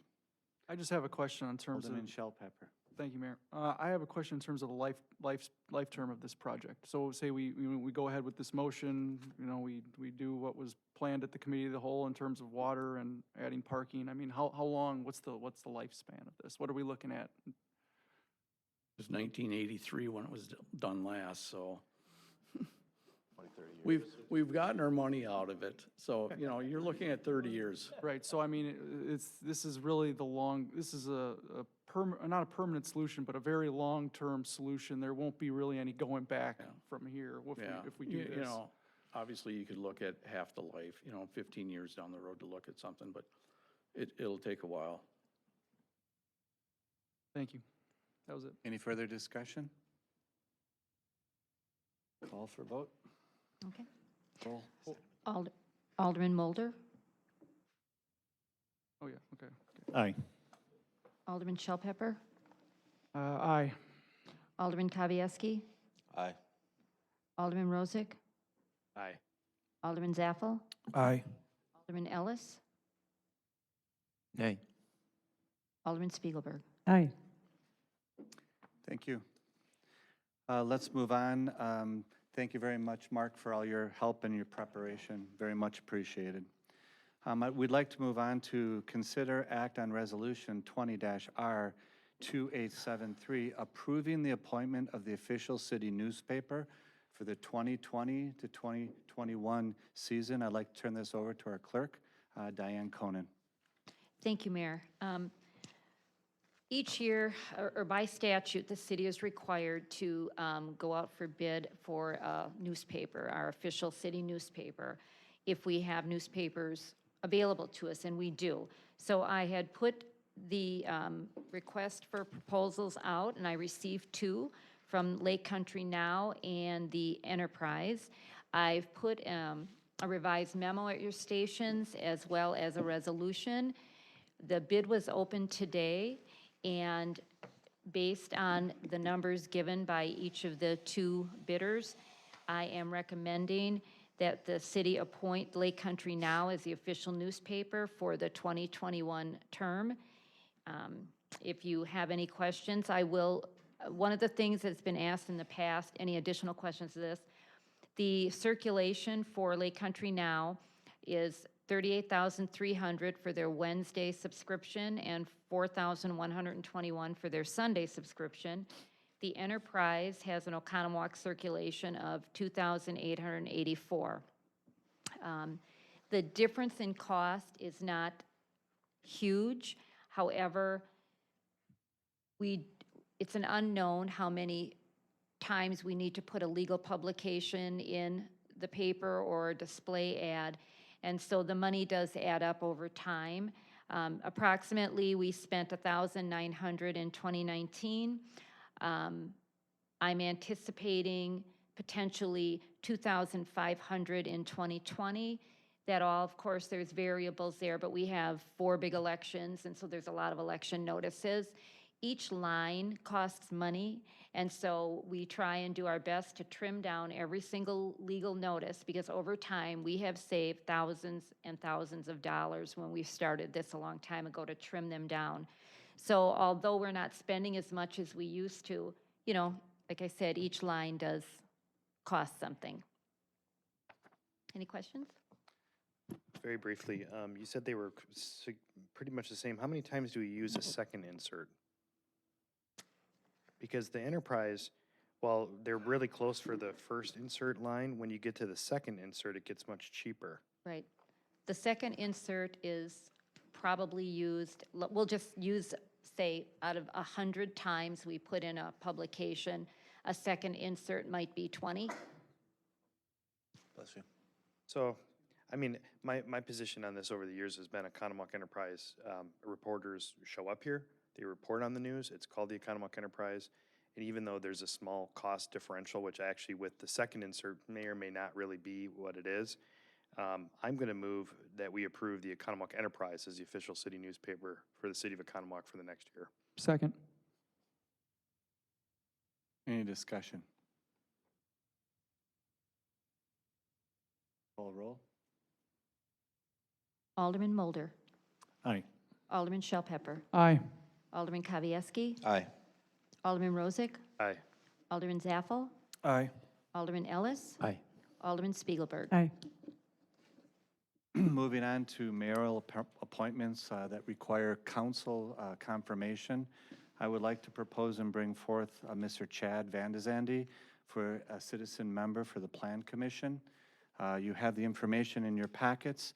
I know him personally for several years. He is currently a real estate broker, high-end real estate broker for both industrial and commercial properties. We have no conflict of interest within our local area. He's been on the Architectural Committee. He's currently on the CDA, and he is currently working with Bob Duffy on the business side of our task force, and would like to strongly recommend him to the council. Plan Commission. I mean, to the Plan Commission for council improvement. He's already replacing us. Yeah, it was like 8 seats. Sending him to all of you to approve for the Plan Commission. Thank you. It's been a But long night. you know him, he's a friend? I know him, yes. I'm a nay. That's fine. You're one vote. Need a motion first. We need a motion, please. Moved. Second. Who made the motion? I believe, Matt, did you make it or John? John. did? John Thank did? you. Okay. Second. Second. Yeah. Open discussion. Yes. I've known Chad for a long time as well. I recommended him to be on the CDA. His area of expertise has been valuable to the city in the past and will continue to be valuable. I believe on the Plan Commission, it's a good recommendation, and I'll support that. Alderman Zaffel? Just to echo Alderman Kozieski, I think Chad's got the tools to help move Oconomowoc forward in times like this and what's on the horizon for Oconomowoc as well. Thank you. Any additional comments? Call roll, please. Alderman Mulder. Aye. Alderman Shell Pepper. Aye. Alderman Kavieski. Aye. Alderman Rozak. Aye. Alderman Zaffel. Aye. Alderman Ellis. Aye. Alderman Spiegelberg. Aye. Thank you. Let's move on to staff reports. We'll start with our economic development, Bob Duffy, who's going to report on the current task force. Bob? So 2 weeks ago, you authorized the proceeding of the Oconomowoc Response Task Force. Well, now we've called it Oconomowoc Response Task Force, so hopefully you are okay with that. We've been focusing in 4 areas: establishing a foundation and identity, creating communication channels, seeking community input and stakeholder input, which we'll continue to move forward with, as well as needs identification and resource assembly and strategic actions. So it's really been occurring in the last 2 weeks under that establishing foundation and identity. You've seen us distributing a logo as well as an Oconomowoc Cares icon to build unity within the community. All of the task force members have been assembled. We're starting to move forward with platforms for meetings to be able to gather that information and be able to make some decisions and prioritize those elements. Under creating communication channels, we've tried to establish a method to be able to continue to communicate and share information and documentation internally. Following the lead of the latest utility committee meeting, we'll be having the ability to not only have our meetings, but also record those meetings in this time. so that the public can actually view them and the process can be transparent. We've set up email addresses for each of the different pillars so people can respond to comments related to that. As well as we'll be completing this week the web page for all those areas as well. And then we'll continue to get additional exposure out to the community, how to access those elements from the web page and community inputs. Seeking community input, we did a business survey in April. We're gathering data from what's happening in Waukesha County for the Waukesha County Center for Growth and other communities around us, as well as the people the nonprofit group is currently assembling and reviewing questions to do an external survey to the community that, if everything works okay, we'll launch that out into the community by the end of the week. Needs identification, resource assembly. So as we begin to meet as a task force, the first one will meet this week. We're going to gather those assets, that information, prioritize those needs and the resources out in the community to address. We truly recognize that the city is not going to be the only entity to address these issues. We need those partners and those resources externally to assist us in doing that. So as we formulate those strategies and actions, we'll bring those back for your consideration. Ultimately, we're trying to instill hope in the community, in the people, in the businesses, and in the residents, so that they feel supported and they can tell that we're doing something and creating actions that we'll all get through this together. Any questions the council may have for Mr. Duffy? Alderman Kavieski. It's been 2 weeks since the announcement. You've put a lot of legwork into the infrastructure associated with this, and I know having aldermen serve on that task force makes it a little challenging in regards to some of those processes. I'm appreciative of the effort, not only by you, but by the other leads associated with the task force. If anybody can get behind something, I think everybody can get behind moving together as a community, and that's what this is about. And the people that are on the task force and the leadership associated with it is something I really look forward to, the impact on their community. So thank you. Not an individual effort, team No, effort. not by any, no, yeah. A lot of people in the organization Looking pulling your together. way, I'm yeah. just one person. Bob, a quick thing before you step down. Just want to let everybody know what's happening for the next 3 days for lunch and Oh, meals, sure. because we want to start could to I get the forget that? community to know that. So as, again, as this started to launch, obviously people start coming to try to help. So in that, Coco's had reached out to Western Lakes to be able to supply food to them as the fire department. Fire department said, we don't need that. We think in this time, we need to see people get out and provide meals to them. The fire district reached out to us as the Oconomowoc Responds and said, would you like to partner with us?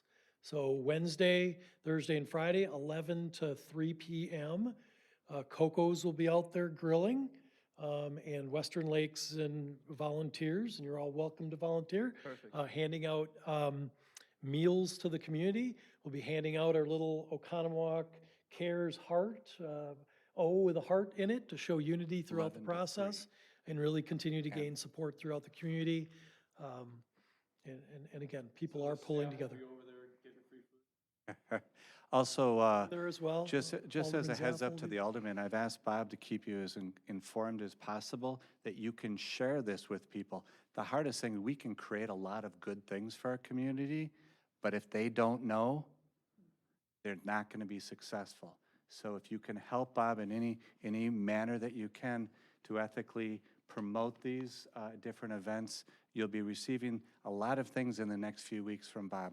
And go ahead, Alderman Zaffel. Thank you, Mayor. Thank you for mentioning about the lunch, and thank you for informing us of the opportunities to volunteer. I look forward to volunteering tomorrow with you, and I've shared it on various social media channels in regards to the event and out to my email network as well. Thank you very much. Any further questions for Bob? He's really trying to sit down. Okay, let's. Let's move on, please. Let's get an update on the state of emergency of city operations. Our city administrator, Sarah Kitsemble. Thank you. Just going to give you a brief update on city operations.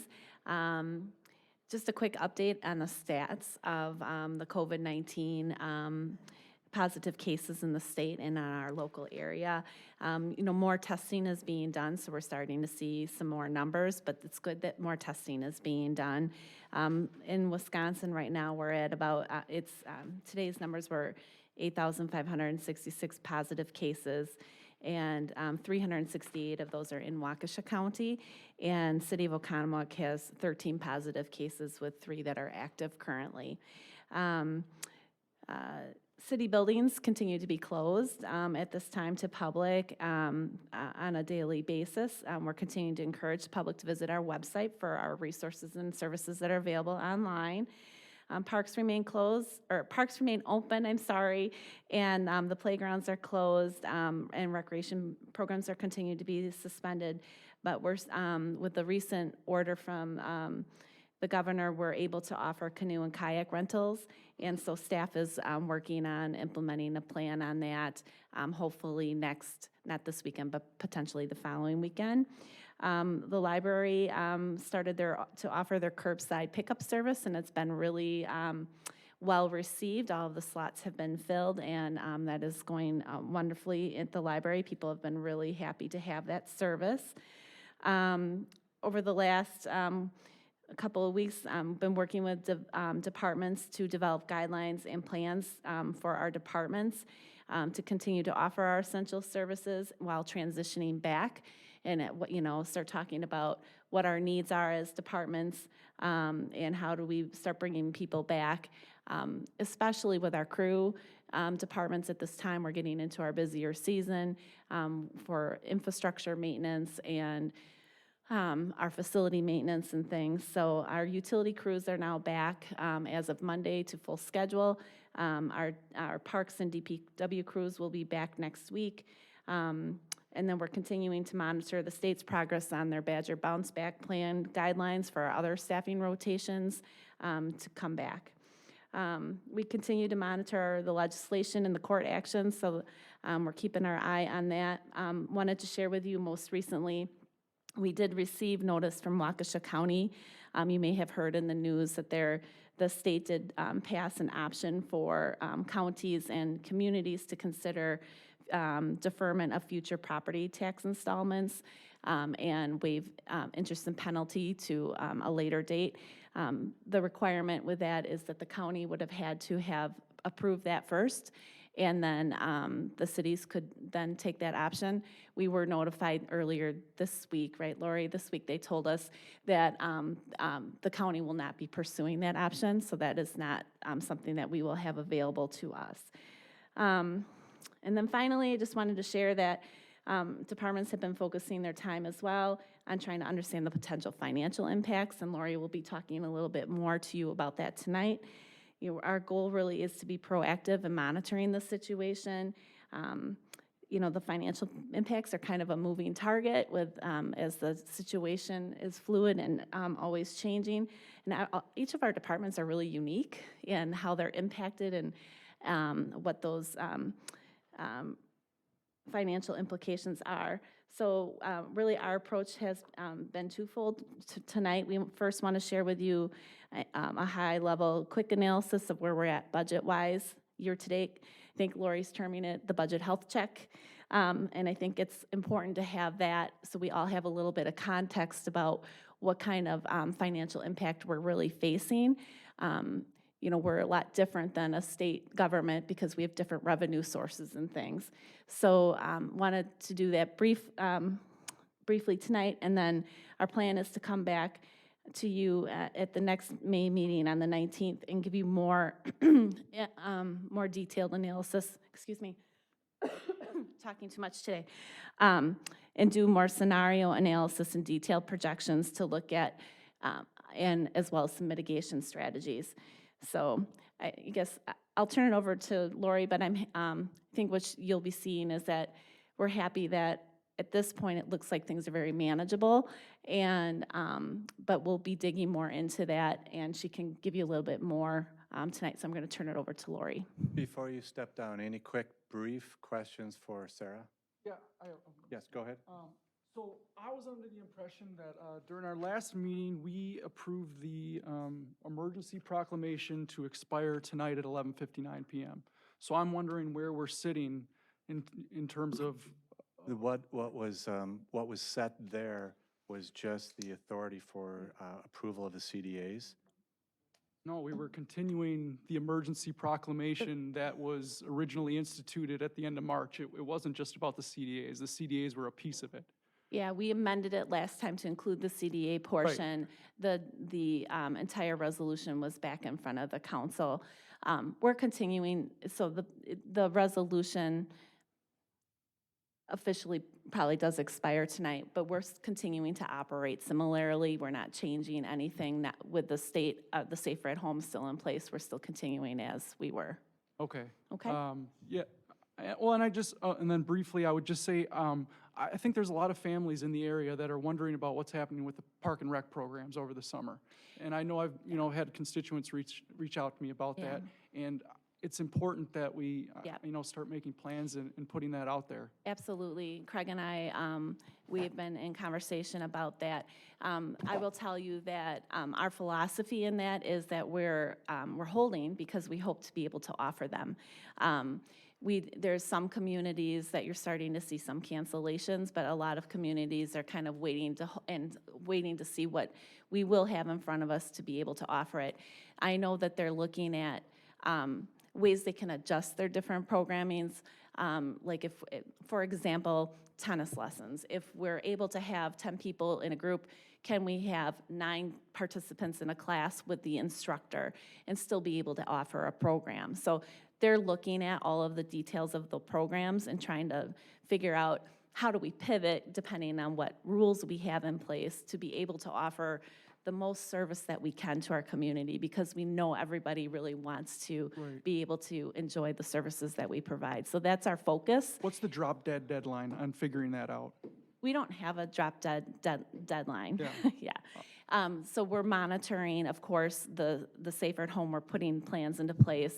We're going to have to make some decisions, obviously, in the next few weeks about what we're doing there. But Yeah, we haven't given any drop dead deadlines on thank that. you. Yeah, our goal is to try to make sure that we can have them if we can have them. Right. So we don't want to cancel them Right. too soon. Yeah. And so the drop dead is very, very hard, and they've been working extremely hard, guys, to try to be as proactive as we can for our community. So thank you, Sarah. I think Alderman Mulder, you had a question? Yeah, Chaz, you spurred a thought in my head that if I'm recalling, the emergency order, having that in place allowed us to tap into state and federal. Right. And so if that expires, do we lose that opportunity? I don't think so, no. We put it in place. The expenditures that we've made as far as PPE and things have been mainly done. I think we're okay there, yeah.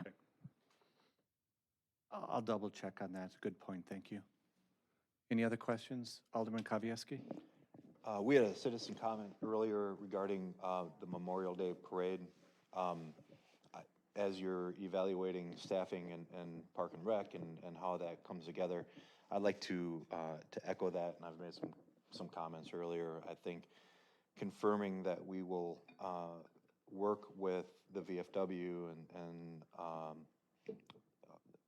whatever needs to happen in order to make sure that that parade or that recognition for Memorial Day is confirmed within our community sooner than later would be a huge morale boost.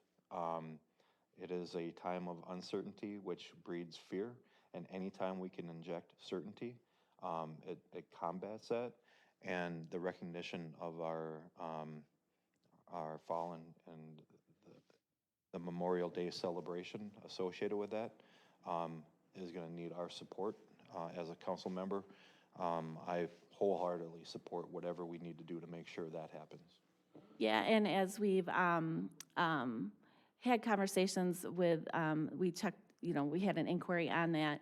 Our different staff members have not had any indication from the group that holds the memorial service that they were planning to proceed with anything at this point. In what that looks like, if they do want to bring something forward, we need to look at that and make sure that we're protecting our citizens and ensuring the social distancing and things of that. So we're kind of waiting to hear what they are proposing. I had conversation with them today. Okay. It's gonna need to be a collaborative. It's like everything else in the world right now. It's, well, we'll do it, but we need to make sure that the city supports it, or, that we're not gonna get shut down last minute. This is how it could look. So, Yeah. there's willingness to engage. Absolutely. I would say if you have a contact, then to have them connect in with our, we'll get them You have the connected. support of the mayor's Yeah. office to Yeah. try to do something. Great. And I want to make sure that that's publicly noticed. I think we all want to do something. We just have to start that process so we can figure out how to do something with the restrictions that we have. You okay? Real quick, Real quick. real quick, real quick. What he Done. said. Thank you. Okay, let's move on, please. Lori Sullivan for Finance is going to do a presentation. Thank you, Lori. Lori and Sarah and I worked on this a little bit earlier yesterday. I think this will be a nice overview. This is the starting point, and I want to make that clarification. This is the starting point so we can really dig into it. We've also reached out to our Finance Committee, and we've talked with both Chairman Rozak and Spielberg, and what we're trying to do is work hard to be proactive. And so thank you, Lori. I'm going to turn it over to you. Sure, thank you. I handed out my PowerPoint presentation. I'd hope you would not get ahead of me and let me finish my presentation, and we'll come back for questions. So I know it's always hard when I hand it out in advance and you kind of want to go see what's at the end, but I want to tell you the story to get there. So today, what we're going to take a look at, and as Sarah said, I'm calling it our budget health check. So I want to give you an overview of where we stand with the budget right now, things that we're watching right now that we have some concerns about, some things that, we're doing proactively. And so I just kind of want to go through that a little bit with you. Right now, everything is a moving target, and it's a little bit hard to get our arms completely around what's going to happen. Nobody knows what's going to happen. But what we're doing is we're going through the departments and we're checking where do we stand now and what does it look like moving forward. So the first step is really where do we stand now, and that's what we're going to be looking at right today. I can tell you as we move forward, and you'll look ahead anyway, I do have some estimates of budget shortages for this year. I will tell you from the start that it's moderate, and we will go through what I'm watching right now and what we're going to look for in the future. So to get started, we're going to take a quick look at the general fund, and then we'll look at the utilities. But the general fund review, and I think a good starting place, since we have a lot of new people here, is to talk briefly about where our revenues actually come from. When you take a look at the chart up there, you can see that, the majority of our revenue for the city operations comes from property taxes. So our three biggest, property tax, intergovernmental aid, and the pilot or payment in lieu of taxes from the utility, that's 78% of our revenues coming in, and that 78% is safe, okay? We're gonna get that. Property taxes were made whole every year. The intergovernmental aid, even with cuts that the state may be making, this year's aids from the state are safe. We're getting them this year. The payment in lieu of taxes from the utility, that's a PSC formula and requirement for the utility. It's a formula based on what their net worth is and what the mill rates are. So they're required to pay that. Other things that you'll see on my revenue watch are more about licenses, permits, miscellaneous revenues such as interest, but I'll show you. Let's take a look, the revenue budget. So when you take a look at the status right now, January through April, and I need to qualify this as we get started, this is not a full month of April. I started putting this together a week ago and April just ended. So it's, you know, where we're at the time I'm putting this together. But at the end of April, 33% of the year will have gone by. And if you take a look at the revenues, you can see that we've collected about a little over 47% of our revenues. Now, that's really normal because we collect property taxes the first part of the year. So that very first line item, the property taxes, go on the line item for elected officials and administration because it covers the whole city. So you see that. And then when you look down here a little bit, you'll see that what I was going to say is one of the ones that are getting a little bit behind is in the finance department because that's where the interest revenues lay. Okay? And then when we look down into some of these other ones for parks, rec, and forestry, well, that's where the community center rentals and the park programs and those kinds of things are. So we go ahead and I mean, if I'm just looking at 33% of the year, I'm looking at this going, you know what, we look pretty good. And the truth is, we are pretty stable right now, but it's only the beginning of this. Indicators for the city are generally a little lagging. So, you know, it will be in the next month or so that you're going to get better numbers from us as they start coming forward. But what am I watching? Revenue Watch is my list right here. So you take a look. These are the main revenues that I'm watching right now because I expect that they will be lower than normal. So that first one, of course, the community center is just because of, you know, reduced rentals right now. And we're watching that. That might be, you know, some of them are just postponed, some are on hold. So we'll see how that progresses throughout the year. And then there's room tax. Again, people aren't staying in motels like they were before. And I will bring you better information about room taxes when we meet again. But right now, the room taxes have not come in, for the latest report, have not come in from our biggest hotels. So we're checking in with them just to get their feel for what they think the summer is looking like and you know, how it's going to move forward. But it will likely be less than it was last year. Now, that total budget there of $362,000 is for the city and tourism. So the city, the amount of that supports city operations is $170,000. And I maybe should have explained my graph here just a little bit better. The red line is what happened in 2019. So we're taking a look back at last year just to kind of compare that a little bit. And then the middle line is where we are to date. Okay, and the big blue line is the total budget for the year. So we can kind of see how we're doing against the total budget of the year. Okay, then we move in, so I want to move along, and then the next thing I'm looking at is interest. Well, when we budgeted interest at the beginning, you know, at last year, when we budgeted interest for this year, we budgeted at about a 1.8%. Currently, rates for us right now are averaging about 0.62%, you know, 6.2 to 7.5.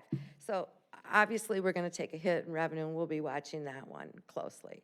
Now, the last 2 years, what we budgeted for revenue, we ended up at the end of the year way over that. So, you know, this year it'll take a hit, and we'll watch that again for 2021. I don't expect those rates to be going back up again very quickly. Citation revenue, as you can see, we're really comparable to where we were last year. We're kind of on track for this, but this is a lagging indicator, okay? You get a ticket, 30 days later, you have a court date, and then you have payments after that. So what we're looking at is probably reduced citations. The fact that the courts are closed will slow down the collections on that. So that's on the watch list for that reason. And permits is on the watch list just because of the economy. And we want to take a look at where that's headed. Currently, even though it looks like 2019 is so much higher than this year, and it is, but that's just because that was a big building year. That's higher than it should have been last year. But if you just look at where we are to date on the budget, we're a little behind, but not much, like $5,000, $10,000 behind right now. But we're going to keep our eyes on that one. Okay.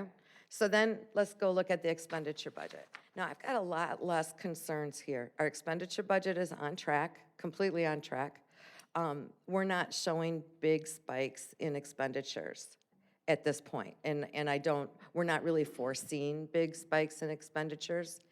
The biggest change in expenditures that we know that's going to happen is going to be right here in the clerk's, oops, I'm sorry. That's all right, I'll move over here anyway. It's going to be in the clerk's department. So elections are costing us more. And it's not even necessarily COVID-related, but it is a change in the culture, in the way that people want to vote. More people are voting by mail. More people are voting before voting day.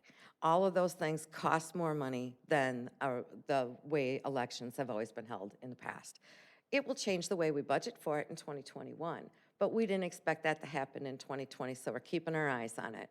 So we have half of our budget spent right now, and we have 2 elections to go, and the big one's coming in November. So we can expect to take a budget hit in the election section. And I only have inspections on here just because it's the counter of the permits. You know, the more permits come in, the more inspection costs. And I'm watching permits, so I'm watching inspections too, just to make sure, you know, where we're headed with that. One of the other things I wanted to talk about just briefly is there is a FEMA grant out there we have registered and been qualified for, but it doesn't cover a lot for us. We will submit any reimbursable expenses that we have, and then they will decide if they're actually reimbursable or not, or to what level. But currently, you know, eligible expenses include the PPE and sanitizing supplies, emergency operations center costs, the disinfection of eligible public facilities, and communications.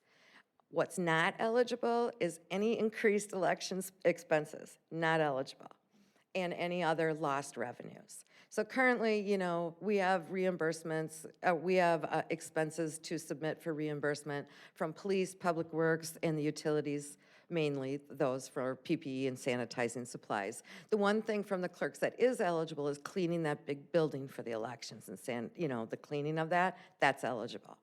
And then communications. So we'll keep you up with, you know, what the status of that is. Right now, we're just gathering the costs to get ready for that. So that's really a brief overview of the general funds and where they stand. So we'll move into the utility funds. Oops, can we do questions? We can hold to the at end, please.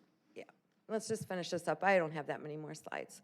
And the utility funds, you know, one of the things, you know, I show it up here in the utilities is the revenues and expenses are very much on track of where they should be. The hard thing when you look in here, you know, what's the prorated budget and where are we? It looks low, but this really does need to be qualified because the operating revenues do not include the April billing yet.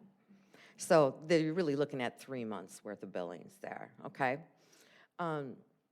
But otherwise, and you're gonna find this in all 3 utilities, 33% of the years gone by.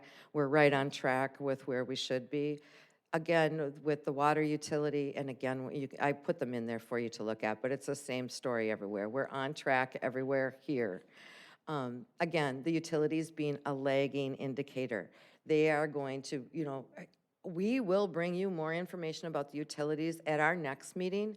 Right now, we are just collecting those first bills that went out as all of this started.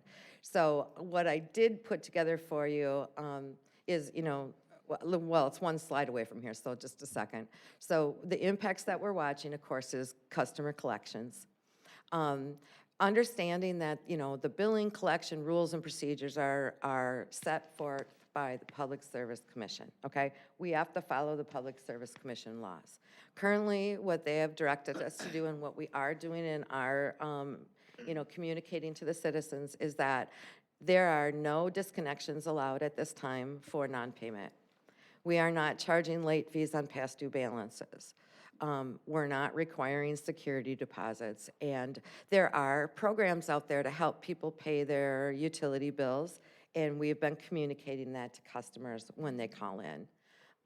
Really, the utility revenue overall is low risk.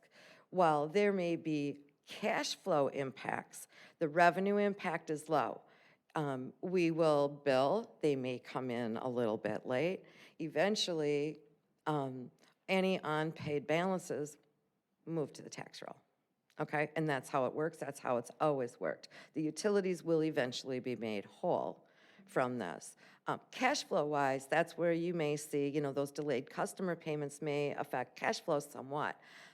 Luckily for Oconomowoc, the utilities are in good financial shape and have strong cash positions. So I'm not worried about them having to, you know, borrow for operating expenses or anything like that. We're going to watch, but we're not worried at this point, okay? Strong reserves. Strong reserves, exactly. And so this was a slide I was going to tell you about, and this is just some work that we did with WPPI, checking on all of their customers. And so we take a look at 2019 and 2020 and take a look at the percent of, the top part is the percent of commercial and industrial customers that are in arrears. So, you know, in 2019, 2.2%, in 2020, less than 1%. The residential, little bit different story. 2019, 6.1% of people, residential was in arrears, currently 8.7%. I think, you know, one of the things that we look at is they're looking at this for April 15th. Now, here's the thing about April 15th. We've had a disconnect moratorium all winter, right? So April 15th is the first day that utilities could have, not this year, but could have disconnected you for non-payment over the whole winter. So this is the peak of our customers in arrears every year. This is the peak period for that. So it's going to take us, you know, this April collection and this May collection to see if this is continuing or if this is because we just came off of winter. Okay? So we're watching it. I don't have the answer for that today. Okay? So when we take a look at what we just did was take a look at the current status. So, you know, as I said, 33% of the budget year has elapsed. If we're taking a look just at the budget, we look pretty on track right now. However, as I said, we know there's certain things that are going to fall short, so we've created that watch list. When I take a look at it, you know, understanding this is a moving target, and I don't want you to come back at me, but I know you want a number. So if I take a look at this, you know, today, our best estimate is that the revenue shortfall would be about $200,000 on our overall budget, okay? That's a 1.4% of our budget. So that shortfall is both, as Sarah said, moderate and manageable, okay? We will take a look at, you know, our expenditures. We're going to bring you back some scenarios and things next time. But when, you know, when we take a look at a $200 revenue shortfall for the year, you know, Oconomowoc has a history of strong budget finishes at the end of the year. Last year alone, you know, our budget was, we had $580,000 that we put to fund balance last year. We did that the year before too, and the year before. So we also have strong reserves.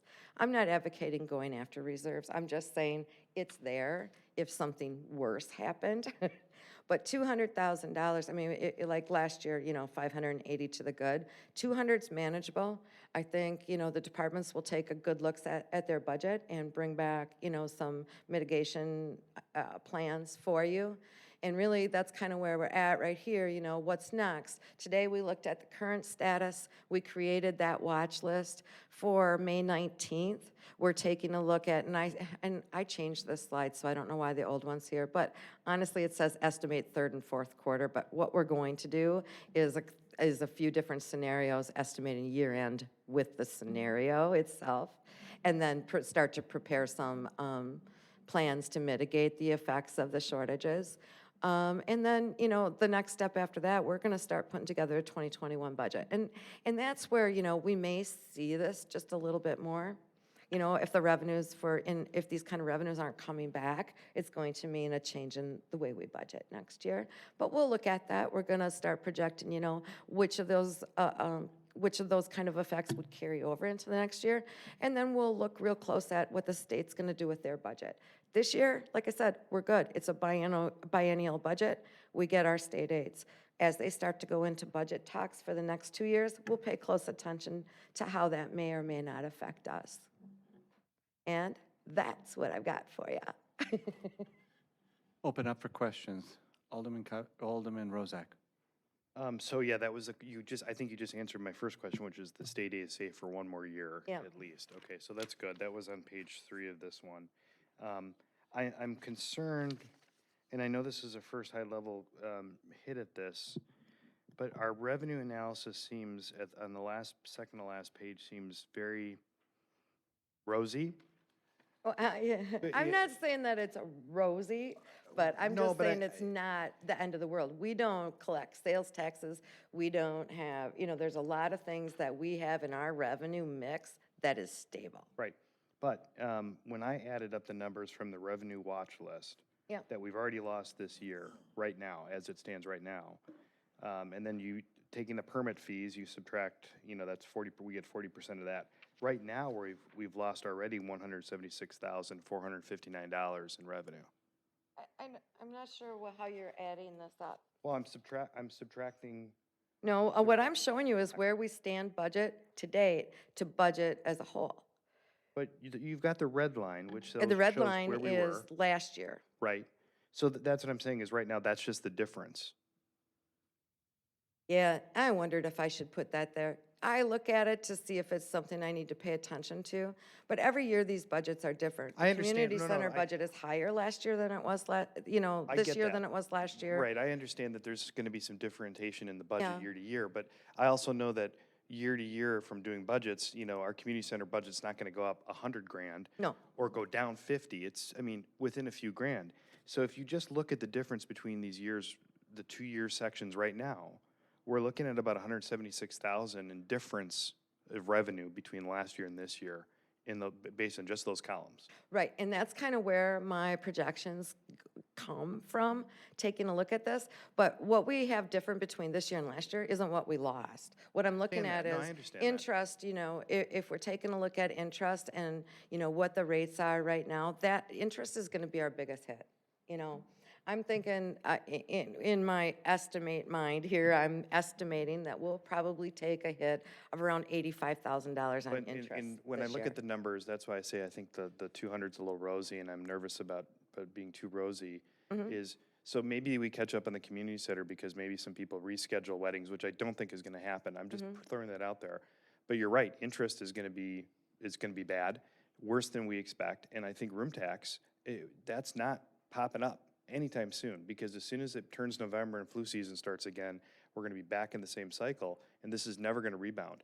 So I don't want to be overly cautious. So when you talk about reserves, what's our current reserve budget right now? Or what is our current reserve fund, city reserve general fund? Yeah, our city reserve funds, and I don't have the total number right now. I'm sorry, guess. Matt, I didn't That's bring okay, that yeah. with. Is it 3 million? It's more than 3 million. Is it? Yes.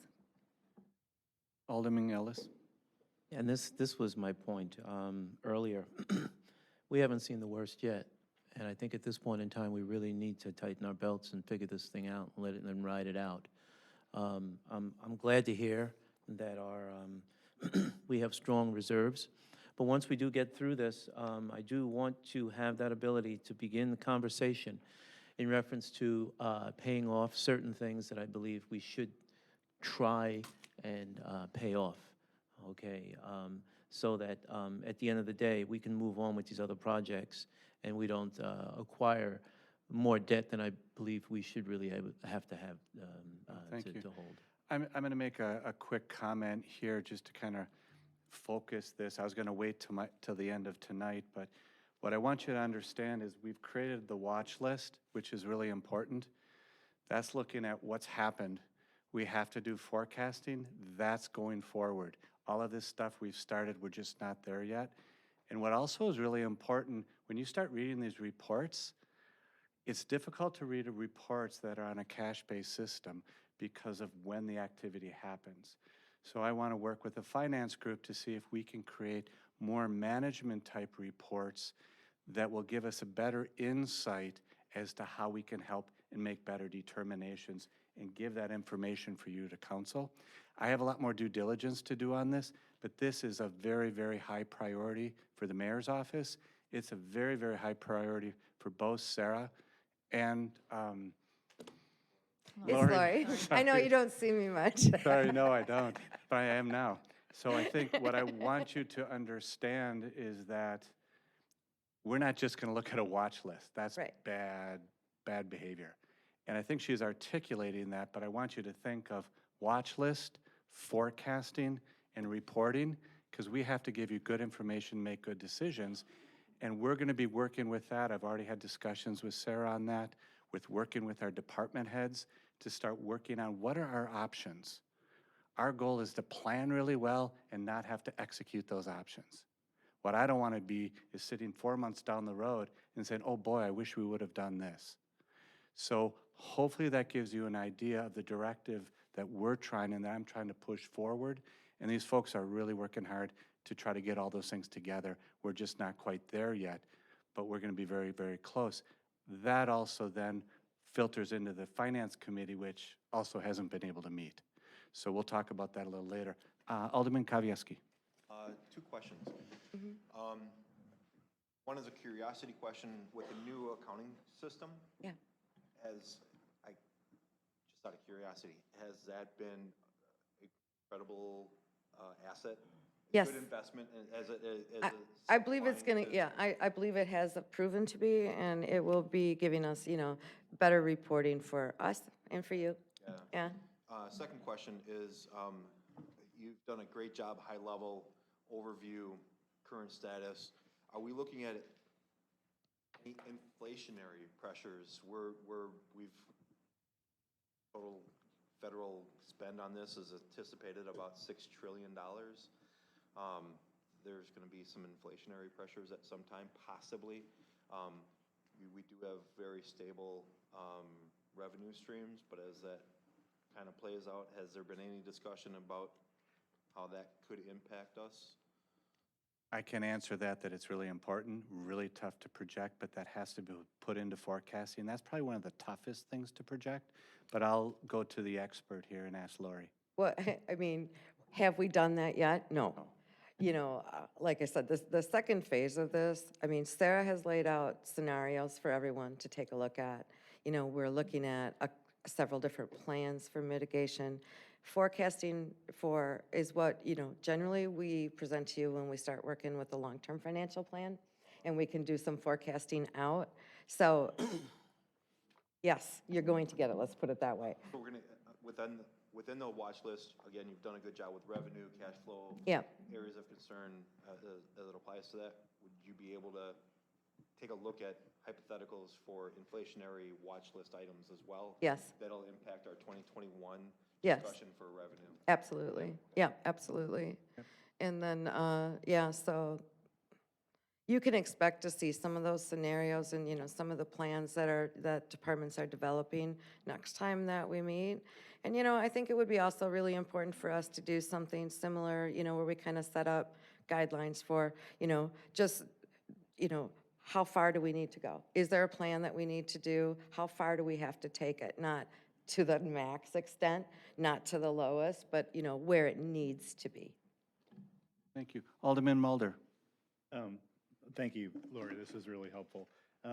Being the new guy on the block here, the first time through, I don't have a good sense for a lot of seasonality in some of these, so I really appreciate your year-to-date, year-over-year comparison that you did on those. So even on the utilities where you can do that, because obviously there's great seasonality there as well, it really helps to see where we're lagging, because otherwise it's just a number against the budget, and Right. the percent of year complete doesn't have much relevance there. But I think I'll be interested to see where the numbers, because I agree with Matt when I look at like the hotel, the room tax, we're trailing 50% almost behind right now, and I could see us, instead of 362 for a budget, we could end up at 200 there. And it's kind of like some of the other things that are in there, like, what's not in the room tax report right now is the March reports that were supposed to be here on April 10th. And people aren't just not getting stuff in as quick as they used to. I had the same So that's, really a lagging indicator, because March isn't even in there. And we do these Timing is monthly. critical on these reports, and I like the level of detail in this overview. I thought was really well done. Thank you. Alderman Kavieski. One more question as it applies to our expenses on election. As you mentioned, there are two more. I think the city did an incredible job securing and working with Stu Wangard for the Kmart, and it provided level of comfort for those who prefer to vote in person. Have we looked at that discussion with Mr. Weingard for Kmart that might impact our overall costs for the next two election cycles. It might be something to take a look at. Yeah, it might be something, that wouldn't be, we'd have to ask. Haven't had that yet. If Yeah. we can minimize some of that mail. Yeah. Or, or a location that could handle it. Right. Yep. Okay, if no further questions, thank you very much, Lori. You're Really welcome. appreciate your help, and Sarah as well. We're going to move on to the last three items. Reports and comments from all the aldermen. What I'd like to do is start a new process, and it can be flexible today, but hopefully after this it won't be as flexible. What I'd like to do in this section of our council meetings is go around the table like we did last week, and if you have any comment that you'd like to get on the record, share with the public. I'd like to give you 2 minutes to do that. If you feel you need 2 minutes after this meeting in our next council meetings, if you would please reach out to me to let me know you need more time, or possibly maybe it should be an agenda item. I'm happy to listen and happy to share that.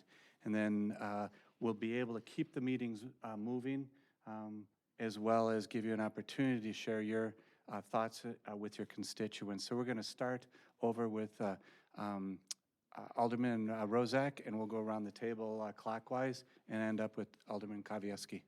Alderman Rozak. And if you don't have anything, just say pass.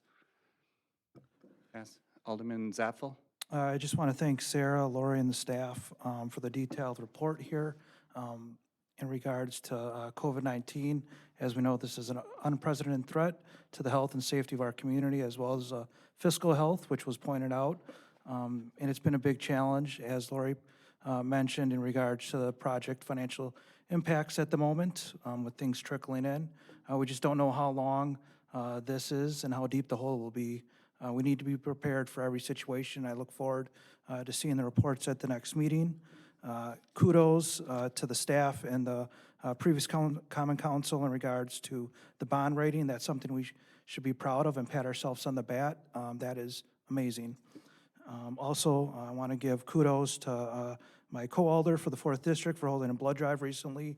That's something that's very needed in this community. I look forward to donating at my work's blood drive on Thursday, and they're so desperate for a blood drive, they called us, and we're doing one tomorrow morning as well at my work. Diane, as the mayor said, thank you for all your work, and happy Municipal Clerk Week as well. Your work has been amazing, and the transition to being an elected official has been amazing as well, but from both Diane and Sarah and the rest of the team. I've been talking to other elected officials across the state who don't have this, what we have here in Oconomowoc. We got very, very high staff that are very accommodating to everything as well. And Stan, you've been very accommodating as well. Some of these elected officials don't even know who their city attorney is, so just baffled me. Yeah, they don't have the bills that we have.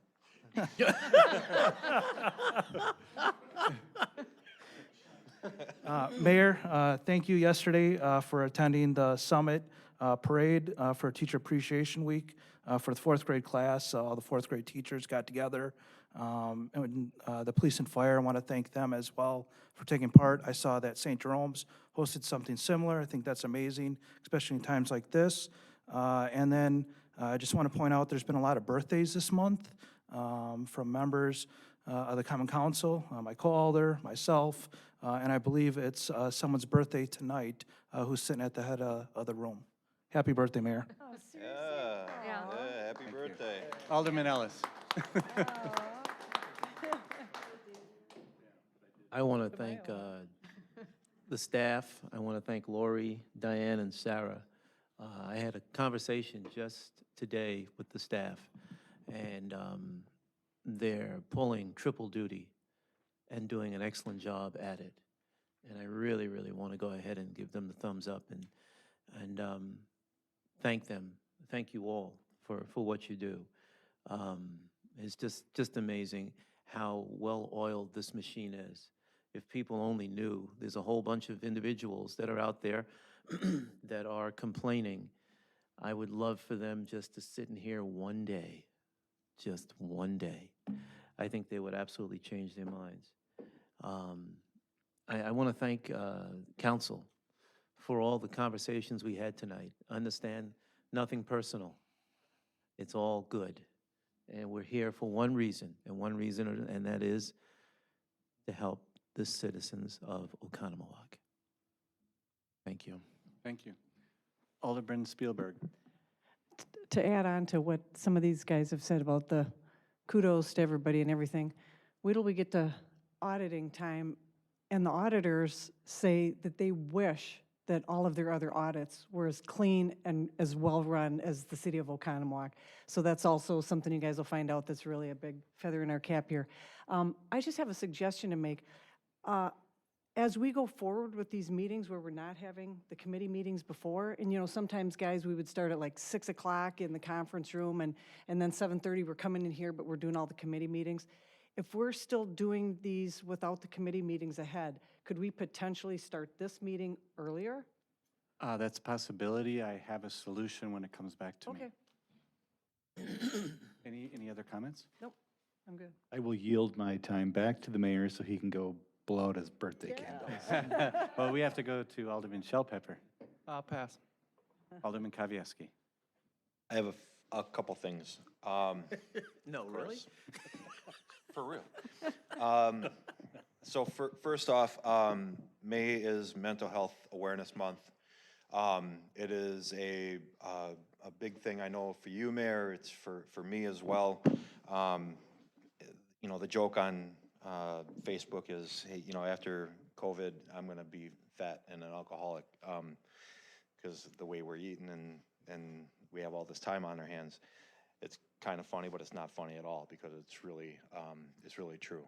So I want to make sure that because it is Mental Health Awareness Month, that we bring some attention to the Fuller Mental Health and Addiction Resource Guide that is available through the city and was done as a cooperative effort with Rogers Memorial.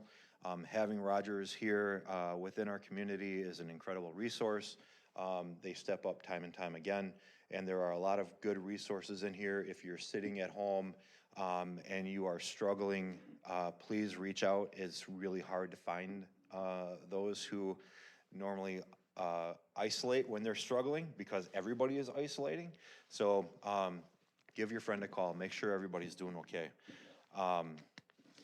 May 15th and 16th next week was supposed to be the SOFA event weekend, the 6th annual Jump for Archie. We were doing a suicide prevention 5K walk run, as well as a mental health awareness concert.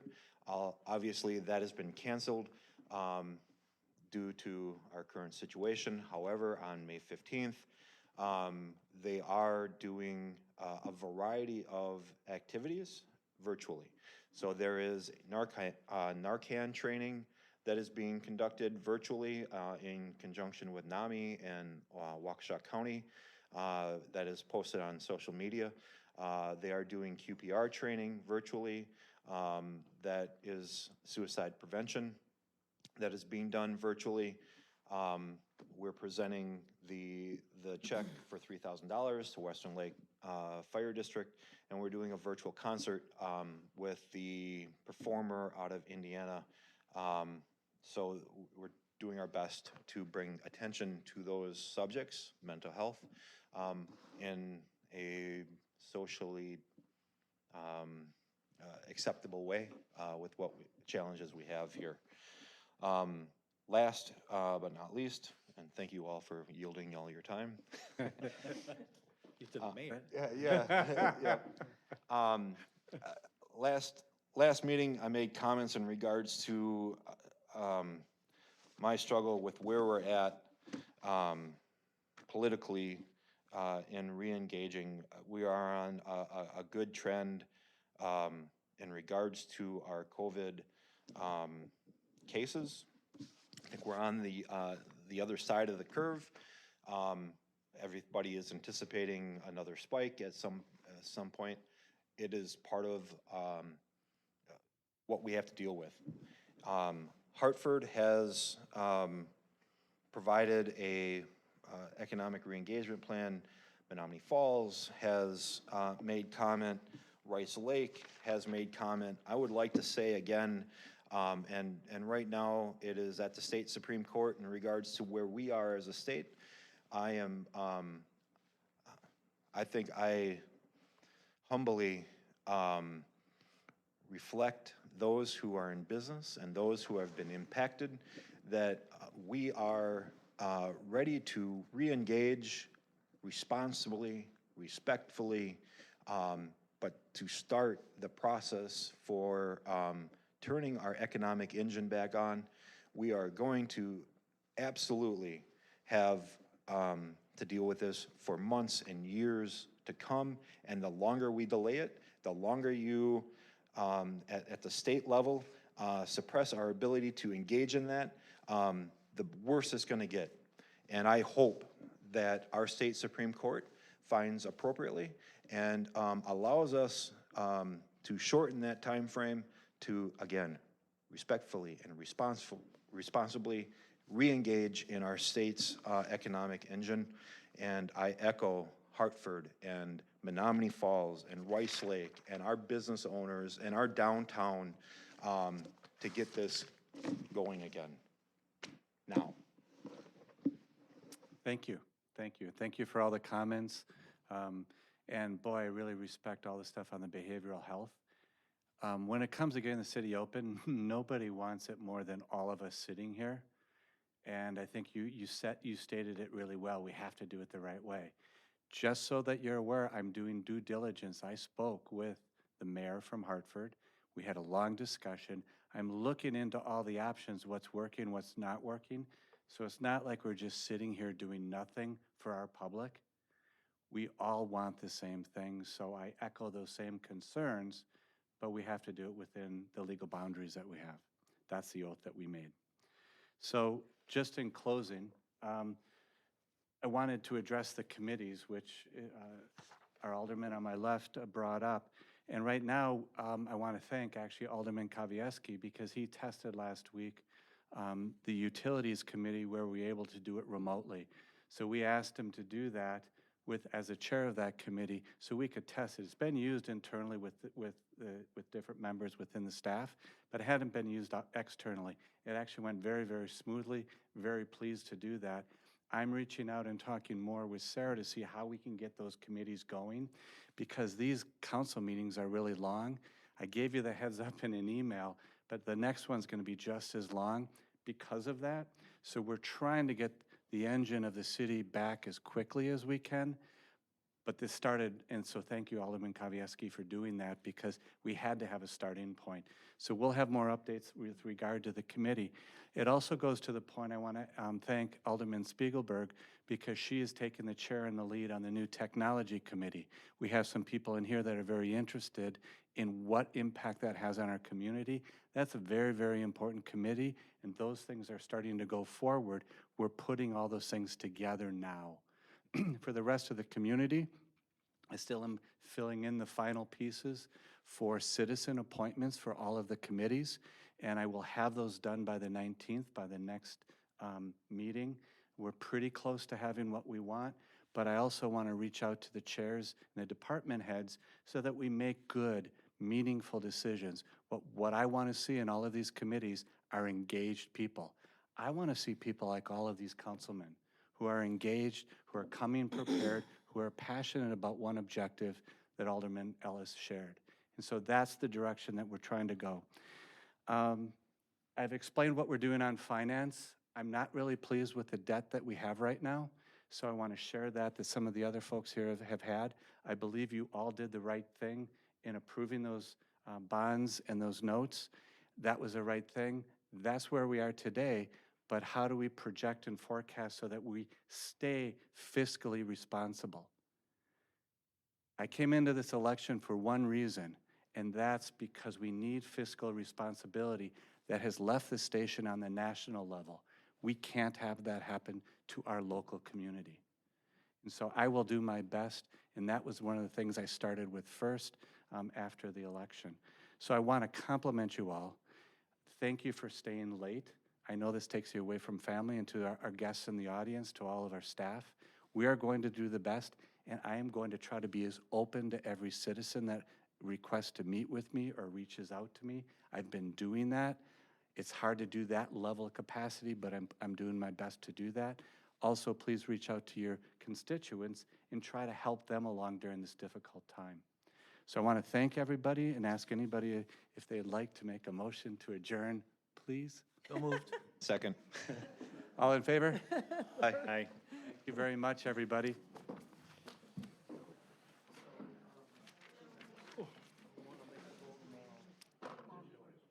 I think definitely 3, but I think one gentleman reached out to the mayor today, and something changed within his, no, this was a man named John Harris.